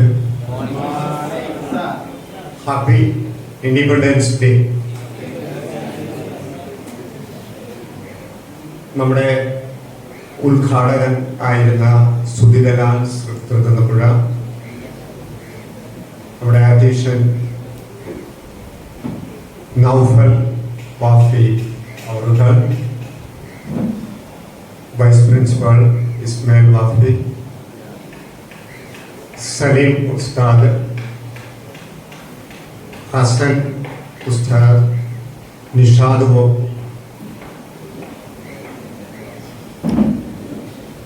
മറ്റ് ബഹുമാനീയരായ വ്യക്തികളെ, പ്രിയ വിദ്യാർത്ഥികളെ, ഞാനും വളരെ ശ്രദ്ധയോടുകൂടെ തന്നെയായിരുന്നു നമ്മുടെ സുധിലാൽ സാറിൻ്റെ ആ വാക്കുകൾ ശ്രമിച്ചത്. അദ്ദേഹത്തിൻ്റെ അനുഭവങ്ങളിൽ നിന്ന് വളരെ അർത്ഥവത്തായിട്ടുള്ള സത്യസന്ധമായിട്ടുള്ള കാര്യങ്ങളാണ് ഇവിടെ അവതരിപ്പിച്ചത്. ഒരു രാഷ്ട്രീയക്കാരൻ പറയുന്നത് പോലെ എനിക്ക് തോന്നിയില്ല. അതുപോലെ തന്നെ ഇപ്പോൾ എനിക്ക് വളരെ വലിയതായിട്ട് തോന്നിയ വലിയൊരു കാര്യമായിട്ട് എൻ്റെ മനസ്സിനെ സ്പർശിച്ച ഒരു കാര്യം, നമ്മുടെ നൗഫൽ വാഫി സാർ ആ പുസ്തകം അദ്ദേഹം തുർക്കിയിൽ പഠനത്തിന് പോയപ്പോൾ വാങ്ങിച്ച ഒരു പുസ്തകമാണ്. അത് എനിക്ക് തോന്നുന്നു അദ്ദേഹത്തിന്റെ ഹൃദയത്തോട് വളരെയധികം ചേർത്ത് പിടിച്ച ഒരു പുസ്തകമാണ് എന്ന് തോന്നുന്നു. അത് ഈ ഒരു സുദിനത്തിൽ നമ്മുടെ ലൈബ്രറിക്ക് സംഭാവന ചെയ്തത് ഒരു വലിയ കാര്യമായിട്ട്, കാരണം പുസ്തകത്തിന്റെ ആ ഒരു പ്രാധാന്യം അതിനെ സ്നേഹിക്കുന്നവർക്ക് അറിയത്തുള്ളൂ. അപ്പോൾ വലിയ ഒരു സംഭാവനയായിട്ടാണ് അതിൻ്റെ മൂല്യമുള്ളതായിട്ടാണ് ഞാൻ അതിനെ കാണുന്നത്. അതും എനിക്ക് വളരെ ഹൃദയസ്പർശിയായി തോന്നിയ ഒരു കാര്യമാണ്. പിന്നെ നമുക്കറിയാം, ഇന്ന് നമ്മൾ 76ാമത്തെ സ്വാതന്ത്ര്യ ദിനമാണ് ആഘോഷിക്കുന്നത്. 75 കഴിഞ്ഞു പോയി, ഇത് 76ാമത്തെ സ്വാതന്ത്ര്യ ദിനമാണ്. അപ്പോൾ സ്വാതന്ത്ര്യത്തെ കുറിച്ച് പറയുമ്പോൾ നമുക്കറിയാം, ആ കാലഘട്ടത്ത് പല രാജ്യങ്ങളും, ഏഷ്യയിലും ആഫ്രിക്കയിലുമുള്ള പല രാജ്യങ്ങളും സ്വാതന്ത്ര്യമായിരുന്നില്ല. അതിനുശേഷം ഏതാനും വർഷങ്ങൾക്കുള്ളിൽ തന്നെ മിക്ക രാജ്യങ്ങളും സ്വാതന്ത്ര്യം പ്രാപിച്ചു. അപ്പോൾ അതിന് തീർച്ചയായിട്ടും നമ്മൾ ഈ ഒരു വർഷങ്ങൾക്കുള്ളിൽ തീർച്ചയായിട്ടും സ്വാതന്ത്ര്യം പ്രാപിച്ചു. പക്ഷെ ഞാൻ പറയാൻ ഉദ്ദേശിക്കുന്നത് നമ്മുടെ ജനാധിപത്യത്തെ കുറിച്ച്. നമ്മളിപ്പോഴും ഒരു ജനാധിപത്യ രാജ്യമാണ്. ഈ 75 വർഷമായിട്ട് നമ്മളൊരു ജനാധിപത്യ രാജ്യമാണ്. പക്ഷെ മറ്റുള്ള ജനാധിപത്യ രാജ്യങ്ങളുമായിട്ട് താരതമ്യം ചെയ്യുമ്പോഴുള്ള ഒരു വികസനം നമ്മുടെ രാജ്യത്ത് ഉണ്ടായിട്ടുണ്ടോ? പ്രത്യേകിച്ച് നമ്മുടെ സാധാരണ ജനങ്ങൾക്ക് ഉണ്ടായിട്ടുണ്ടോ എന്നുള്ളതാണ്. ഇന്നിപ്പോൾ എന്നെ പോലെയുള്ള സാധാരണപ്പെട്ടവർ, അല്ലെങ്കിൽ നിങ്ങളെല്ലാം ഓരോ വീടുകളിൽ നിന്നാണ് വരുന്നത്, നിങ്ങളുടെ വീടുകളിലെ സിറ്റുവേഷൻ നിങ്ങൾക്കറിയാം. എന്തെങ്കിലും മാറ്റങ്ങൾ ഉണ്ടായിട്ടുണ്ടോ? ഇന്ന് പെട്രോളിനാണെങ്കിൽ 105 രൂപയൊക്കെയാണ് വില, അതിൽ 50 രൂപയും ടാക്സ് ആയിട്ട് പോവുകയാണ്. ഗ്യാസിനും 1000-ന് മുകളിലാണ് വില, അതും പകുതിയോടും 1,500 രൂപയോളം ടാക്സ് ആയിട്ട് നമ്മൾ കൊടുത്തുകൊണ്ടിരിക്കുകയാണ്. എല്ലാ സാധനങ്ങൾക്കും തീ പിടിച്ച വിലയാണ്. ഏത് സാധനങ്ങൾക്കാ വിലയില്ലാത്തത്? എല്ലാ സാധനങ്ങൾക്കും തീ പിടിച്ചു വില. ഇലക്ട്രിസിറ്റി ചാർജ് കൂട്ടി, ബസ് ചാർജ് കൂട്ടി, എന്തെങ്കിലും കൂട്ടാനായിട്ട് ഇനി ഉണ്ടോ? ഒന്നുമില്ല. അപ്പോൾ ഇങ്ങനെയുള്ള ഈ ഒരു സാഹചര്യത്തിൽ എന്ത് ജനാധിപത്യം എന്ന് നമ്മൾ ചിന്തിച്ചു പോയാൽ അതിന് കുഴപ്പം പറയാൻ ഒരു കുഴപ്പവും നമുക്ക് തോന്നില്ല. കാരണം ഈ ജനാധിപത്യം കൊണ്ട് സാധാരണ ജനങ്ങൾക്ക് എന്ത് പ്രയോജനം എന്നുള്ളത് ഇവിടുത്തെ വലിയ രാഷ്ട്രീയക്കാർക്കും ഉദ്യോഗസ്ഥന്മാർക്കും ഈ ഇൻഡസ്ട്രിയലിസ്റ്റിനും മാത്രം പ്രയോജനപ്പെടുന്ന ഒരു ജനാധിപത്യമാണ് ഇന്ന് നമ്മുടെ ഈ ഇന്ത്യയിൽ നിലവിലുള്ളത്. വലിയ വലിയ നേതാക്കന്മാർക്ക്, MP-മാർക്ക്, MLA-മാർക്ക് അവർക്കൊന്നും ഒന്നിനും ഒരു കുറവുമില്ല. എല്ലാം ഫ്രീയാണ്. സാലറി, പെൻഷൻ, എന്ത് കുഴപ്പമാണ് അവർക്കൊക്കെ? കാറ്, വാഹനങ്ങൾ എല്ലാം നമ്മുടെ ചെലവിൽ. നമുക്ക് എന്തെങ്കിലും ഉണ്ടോ? പണ്ടൊക്കെ നമുക്ക് സബ്സിഡി കിട്ടുമായിരുന്നു, ഈ പറയുന്ന ഗ്യാസിനൊക്കെ സബ്സിഡി. ഇപ്പൊ അതൊക്കെ നിർത്തലാക്കി. ബാങ്ക് അക്കൗണ്ടിലേക്ക് ഇപ്പൊ പൈസയൊന്നും വരുന്നില്ല. അപ്പോൾ നമ്മൾ ചോദിച്ചു പോകും, എന്ത് ജനാധിപത്യം എന്ന്. ഈ ജനാധിപത്യം കൊണ്ട് ഈ രാജ്യത്തെ വാസ്റ്റ് മെജോറിറ്റി, ഒരു 90% വരുന്ന ജനങ്ങൾക്ക് കഷ്ടപ്പാടല്ലാതെ യാതൊരു പ്രയോജനവും ഇല്ല. പിന്നെ അപ്പൊ നമ്മൾ പറയും, പിന്നെ ഏത് തരത്തിലുള്ള ഗവൺമെന്റ് ആണ് നല്ലത് എന്ന്. ശരിയാണ്, ഉള്ളതിൽ വെച്ച് ഏറ്റവും നല്ല ഒരു ഫോം ഓഫ് ഗവൺമെന്റ് ആണ് ഡെമോക്രസി എന്ന് പറയുന്നത്. പക്ഷേ നമ്മൾ നോക്കിക്കേ, ഡെമോക്രാറ്റിക് അല്ലാത്ത രാജ്യങ്ങൾ എത്രയോ അഭിവൃദ്ധി പ്രാപിച്ചിരിക്കുന്നു. ഗൾഫ് രാജ്യങ്ങൾ അല്ലെ, അവിടെ ഒന്നും ജനാധിപത്യമില്ല. പക്ഷെ അവിടുത്തെ സിറ്റിസൺസിന് എന്തെങ്കിലും കംപ്ലൈന്റ് ഉണ്ടോ? നമ്മളൊന്ന് അന്വേഷിച്ച് നോക്കുക. അവരെല്ലാം വളരെ ഹാപ്പിയാണ്. അവിടെ സമരങ്ങളില്ല, അവിടെ പ്രതിഷേധങ്ങളില്ല, അവിടെ പട്ടിണി മരണങ്ങളെ കുറിച്ചൊന്നും നമ്മൾ കേൾക്കുന്നില്ല. ഗൾഫ് രാജ്യങ്ങളിൽ അവിടെ ജനാധിപത്യം ഇല്ലല്ലോ. നിസ്സാരം നമ്മുടെ അടുത്ത് കിടക്കുന്ന ഒരു രാജ്യമാണ് ചൈന. കമ്മ്യൂണിസ്റ്റ് രാജ്യമാണ്. എങ്കിലും നമ്മുടെ രാജ്യവുമായിട്ടൊന്ന് താരതമ്യം ചെയ്ത് ആ ചൈനയെ, അവിടുത്തെ ജനങ്ങൾ നമ്മളെക്കാളും സന്തോഷവാന്മാരായിരിക്കില്ലേ? അവർ നമ്മളെക്കാൾ ശരിയായിരിക്കാം. ഈ പറയുന്നത് പോലെ ഈ ഫ്രീഡം ഉണ്ടാകില്ല. ദാറ്റ് ഈസ് എന്താ, ഫ്രീഡം ഓഫ് സ്പീച്ച് തുടങ്ങിയ സ്വാതന്ത്ര്യങ്ങളൊന്നും ഉണ്ടാകില്ല. എങ്കിലും മനുഷ്യനെ സംബന്ധിച്ചിടത്തോളം അവൻ അത്യാവശ്യമായിട്ട് വേണ്ടത് നല്ല സാമ്പത്തിക ചുറ്റുപാടാണ്. അതില്ലെങ്കിൽ പിന്നെ ഫ്രീഡം ഓഫ് സ്പീച്ച് കിട്ടിയിട്ട് എന്ത് കാര്യം അല്ലെ? ഇവിടെ നമുക്ക് ഫ്രീഡം ഓഫ് സ്പീച്ച് ഉണ്ട്. ആ സ്പീച്ച് കൊണ്ട്, ഫ്രീഡം ഓഫ് സ്പീച്ച് കൊണ്ട് നമുക്ക് വരുമാനം കിട്ടുമോ? ഈ അഴിമതി കുറയുന്നുണ്ടോ? ഒരു അഴിമതിയും കുറയുന്നില്ല.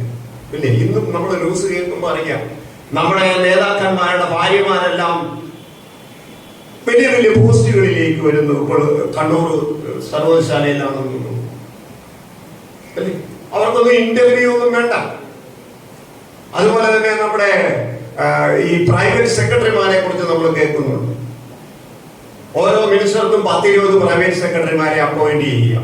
2.5 വർഷം കഴിയുമ്പോൾ ഈ 10 പേരെ അങ്ങ് മാറ്റുകയാണ്. കാരണം 2.5 വർഷം കഴിഞ്ഞാൽ പിന്നെ അവർക്ക് ജീവിതകാലം മുഴുവൻ പെൻഷൻ. പിന്നീടുള്ള 2.5 വർഷം മറ്റൊരു സെറ്റ്. നമ്മളെ പോലെയുള്ള വിദ്യാസമ്പന്നരായിട്ടുള്ളവർ ഇങ്ങനെ ടെസ്റ്റ് എഴുതി നടക്കുന്നല്ലാതെ ഒരിടത്തും ഒരു ഗവൺമെന്റ് ജോലിയും കിട്ടുകയില്ല എന്നുള്ളത്. അപ്പൊ നമ്മൾ ചോദിക്കും, ഇതാണോ ഡെമോക്രസി? ഡെമോക്രസി നല്ല ശക്തമായിട്ട് നല്ല ഭംഗിയായിട്ട് പോകുന്ന രാജ്യങ്ങളുണ്ട്, പ്രത്യേകിച്ച് അമേരിക്ക. അവിടെയുള്ള ജനങ്ങളൊക്കെ സന്തോഷവാന്മാരായിരിക്കാം, പക്ഷെ ഇതുപോലെ പട്ടിണി ഉണ്ടാകില്ല. അവിടെ ഇതുപോലുള്ള ജനാധിപത്യമല്ല. അവിടെ ഒരു പ്രസിഡന്റിനെ മാത്രമേ ഡയറക്റ്റ് ആയിട്ട് ഒക്കെ എംപിസും ഒക്കെ ഉണ്ട്, അവരെ ഡയറക്റ്റ്. പക്ഷെ മിനിസ്റ്റേഴ്സ് ഇല്ല അവിടെ. ഈ മിനിസ്റ്റേഴ്സ് ഒക്കെ എന്തിനു വേണ്ടിയാ? അവരാണോ ഭരണം നടത്തുന്നത്? അവരുടെ സെക്രട്ടറിമാരാണ്. ഓരോന്നിനും സെക്രട്ടറിമാരും പ്രൈവറ്റ് പേഴ്സണൽ സ്റ്റാഫും ഒക്കെ ഉണ്ട്. അവരൊക്കെയാണ് ഭരണം നടത്തുന്നത്. ഇവര് വെറുതെ നമ്മുടെ പൈസ കളയുവാനായിട്ടുള്ള കുറെ ആൾക്കാർ മാത്രമേ ഉള്ളൂ. അമേരിക്കയിൽ അങ്ങനെയില്ല. അവിടെ എല്ലാം സെക്രട്ടറിമാര്, defence secretary, finance secretary, foreign affairs secretary, ഇങ്ങനെയുള്ള സെക്രട്ടറിമാരേ ഉള്ളൂ. ഉദ്യോഗസ്ഥന്മാരാണ് ഭരണം നടത്തുന്നത്. ഒരേ ഒരു പ്രസിഡന്റ് മാത്രമേ ഉള്ളൂ, പിന്നെ വൈസ് പ്രസിഡന്റും ഉള്ളൂ. നല്ല ഭരണമാണ്. ഇവിടെ നമ്മുടെ കാശ് മുടിക്കാൻ വേണ്ടി കുറെ മിനിസ്റ്റേഴ്സും അവർ അപ്പോയിന്റ് ചെയ്യുന്ന കുറെ 10-20 കുറെ വ്യൂഹങ്ങളുണ്ട്. ഇപ്പൊ നമ്മൾ കേട്ട് പുതിയ കാറുകൾ എല്ലാവർക്കും എടുക്കുന്നുണ്ട്. അതിന്റെ കുറവും സാമ്പത്തികമില്ലെന്ന് പറയും. ഇവരെല്ലാം തിന്നു മുടിക്കുകയാണ് എന്നുള്ളതാണ്. അപ്പൊ ഈ ഒരു ജനാധിപത്യത്തെ കുറിച്ച് എനിക്ക് വലിയ മതിപ്പില്ല. എല്ലാവരുടെയും വീടുകളിലൊക്കെ ഫ്ലാഗ് ഒക്കെ ഹോസ്റ്റ് ചെയ്യണമെന്ന്, എല്ലാവരുടെ വാഹനങ്ങളിലും വീടുകളിലും. എന്തിനാണ്? ഇത്തരത്തിലുള്ള ഒരു ജനാധിപത്യത്തെ നമുക്ക് എങ്ങനെ സപ്പോർട്ട് ചെയ്യാനായിട്ട് സാധിക്കും? സാധാരണപ്പെട്ടവർക്ക് യാതൊരു പ്രയോജനവും ഇല്ലാത്തവൻ കർഷകരെ ആത്മഹത്യ ചെയ്യുന്നു. ഈ അൺഓർഗനൈസ്ഡ് സെക്ടറിൽ ജോലി ചെയ്യുന്ന തൊഴിലാളികൾ വളരെ പ്രശ്നത്തിലാണ്. ഓർഗനൈസ്ഡ് സെക്ടർ കുഴപ്പമില്ല, ഞാൻ പറഞ്ഞ ഗവൺമെന്റ് സെക്ടറിൽ വർക്ക് ചെയ്യുന്നവർക്ക് കുഴപ്പമില്ല. അല്ലാത്തവര് എങ്ങനെ ജീവിക്കും? അവരുടെ ശമ്പളമൊന്നും വലിയതും കൂടുന്നില്ല, നിത്യ വരുമാനം കൂടുന്നില്ല, പക്ഷെ നിത്യ ചെലവുകൾ കൂടുകയാണ്. ആരെങ്കിലും ഇതിനൊക്കെ ശ്രദ്ധിക്കുന്നുണ്ടോ? അല്ലെങ്കിൽ നമ്മുടെ ശ്രദ്ധ മാറ്റാൻ വേണ്ടിയാണ് നമ്മോട് പറയുന്നത് നിങ്ങൾ നിങ്ങളുടെ വീട്ടിൽ ഫ്ലാഗ് ഉയർത്തു എന്ന്. ഫ്ലാഗ് ഉയർത്തിയ പ്രശ്നം തീരുവോ? നമ്മുടെ പ്രശ്നം തീരുവോ? ഈ ജനാധിപത്യം മാറേണ്ടതായിട്ടിരിക്കുന്നു. ഈ രീതിയിലുള്ള ജനാധിപത്യം ഇവിടുത്തെ രാഷ്ട്രീയക്കാർക്കും ഇവിടുത്തെ ഉദ്യോഗസ്ഥ ബന്ധങ്ങൾക്കും വലിയ വലിയ ഇൻഡസ്ട്രിയലിസ്റ്റിനും മാത്രമുള്ള ജനാധിപത്യം. ഇൻഡസ്ട്രിയലിസ്റ്റ് നമുക്കറിയാം, അവരുടെ കോടിക്കണക്കിന് രൂപയാണ് ഓരോ വർഷവും എഴുതി തരുന്നത് ബാങ്കിൽ തിരിച്ചടയ്ക്കാൻ വേണ്ടി. നമ്മുടെ ഇവിടെ 10-20,000 രൂപ കടമെടുത്താൽ നമ്മളെ ഒന്ന് ജപ്തി ചെയ്യും, പക്ഷെ വലിയ വലിയ പണക്കാരെ ഒന്ന് ജപ്തി ചെയ്യില്ല. അവിടെ കുറെ കഴിയുമ്പോൾ ബാങ്കുകൾ എഴുതി തള്ളുകയാണ്. അപ്പോൾ ഇത്തരത്തിലുള്ള ജനാധിപത്യം കൊണ്ട് ആർക്ക് പ്രയോജനം എന്നതാണ്. ഇതൊക്കെ ഇവരുടെയൊക്കെ ചില പ്രകടനങ്ങളൊക്കെ വെറും കണ്ണിൽ മണ്ണിടുന്ന പ്രക്രിയകൾ മാത്രമാണ്. അതുകൊണ്ട് എനിക്ക് തോന്നിയത് ഇതാണ്, ഈ ഒരു സുദിനത്തിൽ ഈ പ്രകടനങ്ങളെല്ലാം കാണുമ്പോൾ ഇനി നമുക്കൊക്കെ തോന്നുന്നത് അത് തന്നെയാണ്. സാധാരണപ്പെട്ടവന്റെ ജീവിതം പ്രയാസങ്ങളിൽ നിന്ന് പ്രയാസങ്ങളിലേക്ക് പോയിക്കൊണ്ടിരിക്കുന്നു. പണക്കാര് വീണ്ടും വീണ്ടും വലിയ വലിയ പണക്കാരാകുന്നു, അല്ലെ? നമ്മുടെ അദാനിയൊക്കെ ഇന്ന് കുതിച്ചുയരുകയാണ്.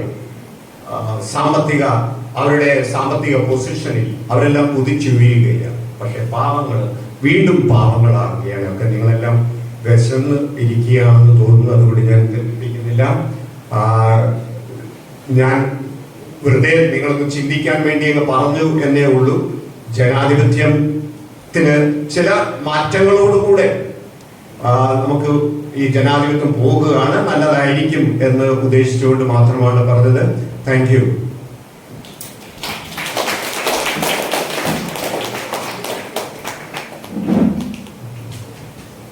നമ്മുടെ മാനേജ്മെന്റ് അംഗം ബഹുമാനായ അബ്ദുറഹ്മാൻ ഫൈസി ഉസ്താദ് ചുരുങ്ങിയ വാക്കുകളിൽ ആശംസ അറിയിക്കുന്നു. സാദരം ക്ഷണിക്കുന്നു.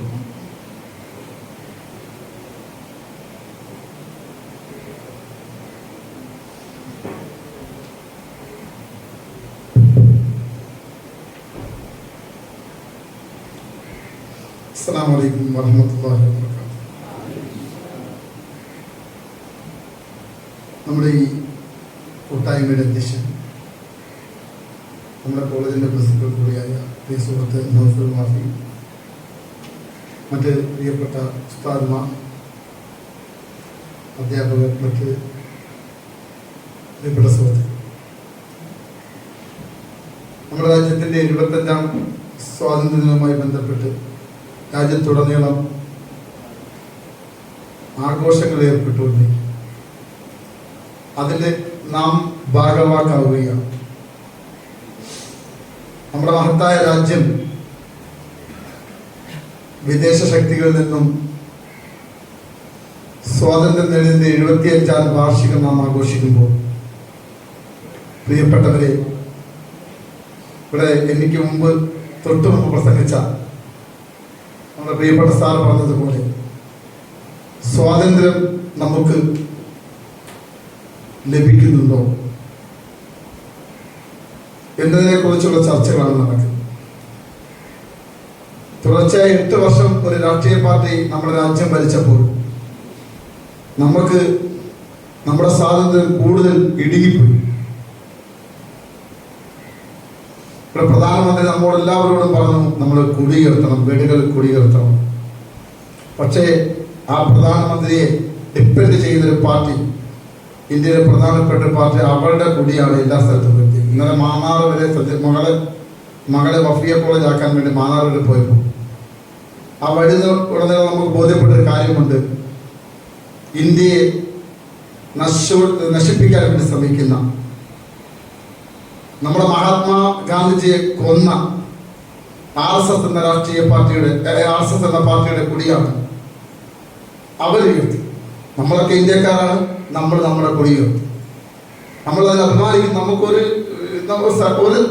സംശയം തന്നെ, നമ്മുടെ രാജ്യത്തിന്റെ സ്വാതന്ത്ര്യത്തിൽ നമ്മൾ ആഹ്ലാദം പ്രകടിപ്പിക്കുകയും നമ്മൾ വളരെ സന്തോഷമാണ്. നമുക്കതിനകത്ത് മതവുമായിട്ട് ഒരു എതിരും വരുന്നില്ല. പക്ഷേ ഇവിടെ പ്രധാനമന്ത്രിയുടെ ഓർഡർ ഉണ്ടായിട്ട് പോലും അവരവരുടെ കൊടികൾ ഉയർത്താൻ ശ്രമിക്കുന്നവർ വീണ്ടും നമ്മുടെ ഇന്ത്യയെ നശിപ്പിക്കുമ്പോൾ നമ്മുടെ മുൻഗാമികളായ നേതാക്കന്മാർ കാണിച്ച സഹിഷ്ണുതയുടെ, അഹിംസയുടെ മാർഗം മുറുകെ പിടിച്ചുകൊണ്ട് നമുക്ക് പോരാടാം. നല്ലൊരു പുലരിക്കായി എല്ലാവിധ ആശംസകളും ശ്രമങ്ങളും.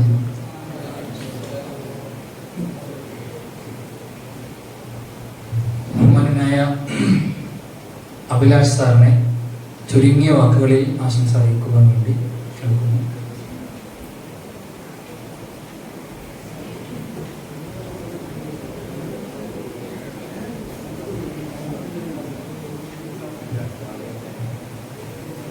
പ്രിയ സദസ്സിന് എൻ്റെ ഹൃദയം നിറഞ്ഞ എല്ലാ ആശംസകളും. എല്ലാവരും സന്തോഷത്തോടെ നമ്മുടെ സ്വാതന്ത്ര്യ പുലരിയിൽ സന്നിഹിതരായിരുന്നു.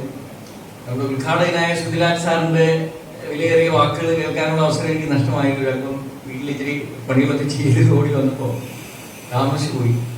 അതിലെനിക്ക് വിഷമമുണ്ട്. പിന്നീട് നൗഫൽ സാറിൻ്റെ വിലയേറിയ കുറേ വാക്കുകൾ ശ്രദ്ധിച്ചു. നമ്മുടെ അധ്യക്ഷൻ നമ്മുടെ സ്ഥാപനത്തിൻ്റെ മുന്നോട്ടുള്ള ഗതിക്ക് അങ്ങേയറ്റം ചുക്കാൻ പിടിക്കുന്ന സാറിനും വിലയേറിയ കുറേ കാര്യങ്ങൾ നിങ്ങളുമായിട്ട് സംവദിക്കാൻ സാധിച്ചു. അതേപോലെ നമ്മുടെ പ്രിയ അധ്യാപകർ, ഞാൻ പ്രത്യേകിച്ച് പേരെടുത്ത് പറയുന്നില്ലെങ്കിലും എല്ലാവരും പ്രിയ സ്നേഹിതരാണ്, എല്ലാവരും സന്നിഹിതരായിട്ടുണ്ട്. അതുപോലെ തന്നെ നമ്മുടെ അതെ അബ്ദുറഹ്മാൻ ഫൈസി സാറും എവിടെ വെച്ച് വഴിയിൽ വെച്ച് കണ്ടാൽ പോലും എന്നോട് എന്തെങ്കിലും കുശലം പറയും. അങ്ങനെ അത്രയും സൗഹൃദം, ഞങ്ങൾ നാട്ടുകാരാണ്, ഉപരിയായിട്ട് സ്നേഹബന്ധം പുലർത്തുന്ന ഒരു വ്യക്തിയാണ്. അപ്പൊ എല്ലാവരും നമ്മുടേതായ അഭിപ്രായങ്ങൾ ഇവിടെ നിങ്ങളുമായിട്ട് സംബന്ധിക്കുകയുണ്ടായി. പ്രായം കൊണ്ട് ഇത്രയൊക്കെ കാലം ജീവിക്കാൻ കഴിഞ്ഞു. അതിനകത്തുണ്ടായ അനുഭവം ഞങ്ങൾക്ക് എല്ലാം ഉണ്ട്. അതിലുപരിയായിട്ട് നിങ്ങളെ സംബന്ധിച്ച് പറയുകയാണെങ്കിൽ നിങ്ങളിപ്പോ ചെറുപ്പമാണ്, കുറച്ച് കാലത്തെ കാര്യങ്ങൾ നിങ്ങൾക്ക് അറിയാൻ പറ്റിയിട്ടുള്ളൂ. നമ്മൾക്ക് മുമ്പും അച്ഛനും അമ്മയൊക്കെ പറഞ്ഞു കേട്ടിട്ടുണ്ട് ഗാന്ധിയുടെ കാര്യം അതുപോലൊക്കെ. അവരൊക്കെ ഒരുപാട് ത്യാഗം സഹിച്ചതുപോലെ മഹാത്മാക്കൾ ജവഹർലാൽ നെഹ്റു, മുഹമ്മദ് അലി ജിന്ന, ഇങ്ങനെ ഒരുപാട് മഹാത്മാക്കളായ മനുഷ്യര് പടവെട്ടി നേടിത്തന്ന സ്വാതന്ത്ര്യമാണ്. പിന്നെ അതില് നമ്മുടെ പ്രിയപ്പെട്ട അധ്യാപകർ പറഞ്ഞ പോലെ ചില കാര്യങ്ങൾ അതിലുണ്ട്. നമ്മൾക്ക് ഇത്ര വലിയ ഡെമോക്രസിയാണ്, അതായത് population wise the biggest democracy in the world, അതായത് ലോകത്തിലേക്ക് ഏറ്റവും വലിയ ജനാധിപത്യ രാജ്യം നമ്പർ വൈസ്. ടെറിട്ടറി വൈസ് വെച്ചാണെങ്കിൽ US ആണ്, ബ്രിട്ടൻ, US, നമ്മുടെ ഇന്ത്യ, ഇവിടെയൊക്കെ നമുക്ക് സ്വാതന്ത്ര്യമുണ്ട്. കാര്യം ശരിയാണ്, നമുക്ക് അഭിപ്രായമെല്ലാം സ്വതന്ത്രമായിട്ട് നമുക്ക് പറയാം, എല്ലാത്തിനും സ്വാതന്ത്ര്യമുണ്ട്. ആ സ്വാതന്ത്ര്യത്തിന്റെ ഒരു ദോഷവശം ഈ പറഞ്ഞ പോലെ സമ്പന്നരും രാഷ്ട്രീയക്കാരും അതുപോലെ കുറെ ഉദ്യോഗസ്ഥ വൃന്ദവും എല്ലാം സുഭിക്ഷമായിട്ട് ജീവിക്കുന്നു. സാധാരണക്കാരന് അതുകൊണ്ട് വലിയ കാര്യമില്ല. പിന്നെ ഷൈജോൺ സാർ ചൈനയെ കുറിച്ച് പറഞ്ഞു, ഗൾഫ് രാജ്യങ്ങളെ കുറിച്ച് പറഞ്ഞു. അതിൽ എന്റേതായ ഒരു അഭിപ്രായം, ഗൾഫ് രാജ്യം ഓയിൽ വെൽത്ത്, മനസ്സിലായോ, അതായത് ഓയിൽ റവന്യൂ. ഇപ്പൊ റഷ്യയുടെ ആയാലും അവർക്ക് ജനസംഖ്യ കുറവാണ്, സമ്പത്ത് കൂടുതലാണ്. അപ്പൊ അതുകൊണ്ട് അവരുടെ പൗരന്മാർക്ക് വേണ്ട റിക്വയർമെന്റ്സ് കൊടുക്കാനായിട്ട് അവർക്ക് പറ്റും. ഇന്ത്യയെ സംബന്ധിച്ച് നമ്മൾ പോപ്പുലേഷൻ ഒരു അസറ്റാണ്. കാരണം ഇത്ര വലിയൊരു മാർക്കറ്റ്, എത്ര നമ്മൾ മണി ജനറേറ്റ് ചെയ്യുന്നു. ഒരു മീൻ കച്ചവടക്കാരൻ ഉണ്ടാക്കുന്ന കാശ് കൊണ്ടുപോലും അവനെ പോയി വൈകുന്നേരം പോയി ഒരു പലചരക്കിടക്കുന്ന എന്തെങ്കിലും സാധനം മേടിക്കുക, അയാൾക്കും അതുകൊണ്ട് ജീവിക്കാൻ പറ്റും. പോപ്പുലേഷൻ അങ്ങനെ ഒരു സൈഡുണ്ട്. റിച്ച് കൺട്രീസ് അവർ കൊടുക്കുന്ന സാലറി കൂടുതലായിരിക്കും, കാരണം ഇൻഡിവിജ്വൽ ആയിട്ട് അവർക്ക് കൊടുക്കാൻ പറ്റും. നമ്പർ കുറവായിരുന്നു സമ്പത്തിന്റെ എന്താണ് ആൾശേഷി, ആളോഹരി വരുമാനം അവരുടെ ഇപ്പൊ പോയിട്ട് അല്ലെങ്കിൽ നമ്മൾ ഖത്തറൊക്കെ എടുത്തു കഴിഞ്ഞാൽ കൊച്ചൊരു ടെറിട്ടറി, പക്ഷേ ഓയിൽ വെൽത്ത്, നാച്ചുറൽ ഗ്യാസ് കൂടുതൽ അല്ലേ. റഷ്യയെ സംബന്ധിച്ചാലും ഇപ്പോൾ യൂറോപ്പിൽ വിൽക്കുന്ന ഗോൾഡിന്റെ ഭൂരിഭാഗം റഷ്യ എന്നുള്ളത്. അപ്പൊ അതിലെ നല്ലൊരു സമ്പത്ത് അയാൾ തന്നെ കൈയെടുത്ത് വെച്ചിരിക്കുക. കാരണം അവിടെ ഇതുപോലെ കമ്മ്യൂണിസ്റ്റ് പറഞ്ഞ ഓട്ടോക്രസി ഉള്ളത് നമുക്ക് ചോദിക്കാൻ പറ്റത്തില്ല. ഇവിടെ നമുക്ക് എന്താ അഭിപ്രായം പറയാം, അമേരിക്കയിലായാലും ബ്രിട്ടനിലായാലും എന്താ അവരുടെ ഭരണാധികാരികൾ എന്ത് ചെയ്യുന്നു നമുക്ക് ക്വസ്റ്റ്യൻ ചെയ്യാൻ പറ്റും. അത് നിങ്ങൾ വ്യക്തികളെന്ന നിലയിൽ മനസ്സിലാക്കിയിരിക്കണം. പക്ഷേ അവിടെയും അതിനുള്ള സ്വാതന്ത്ര്യം. ഇപ്പൊ ചൈനയിൽ എന്ന് പറഞ്ഞു കഴിഞ്ഞാൽ അവിടെ അടക്കി ഒതുക്കി ഭരിക്കുകയാണ്.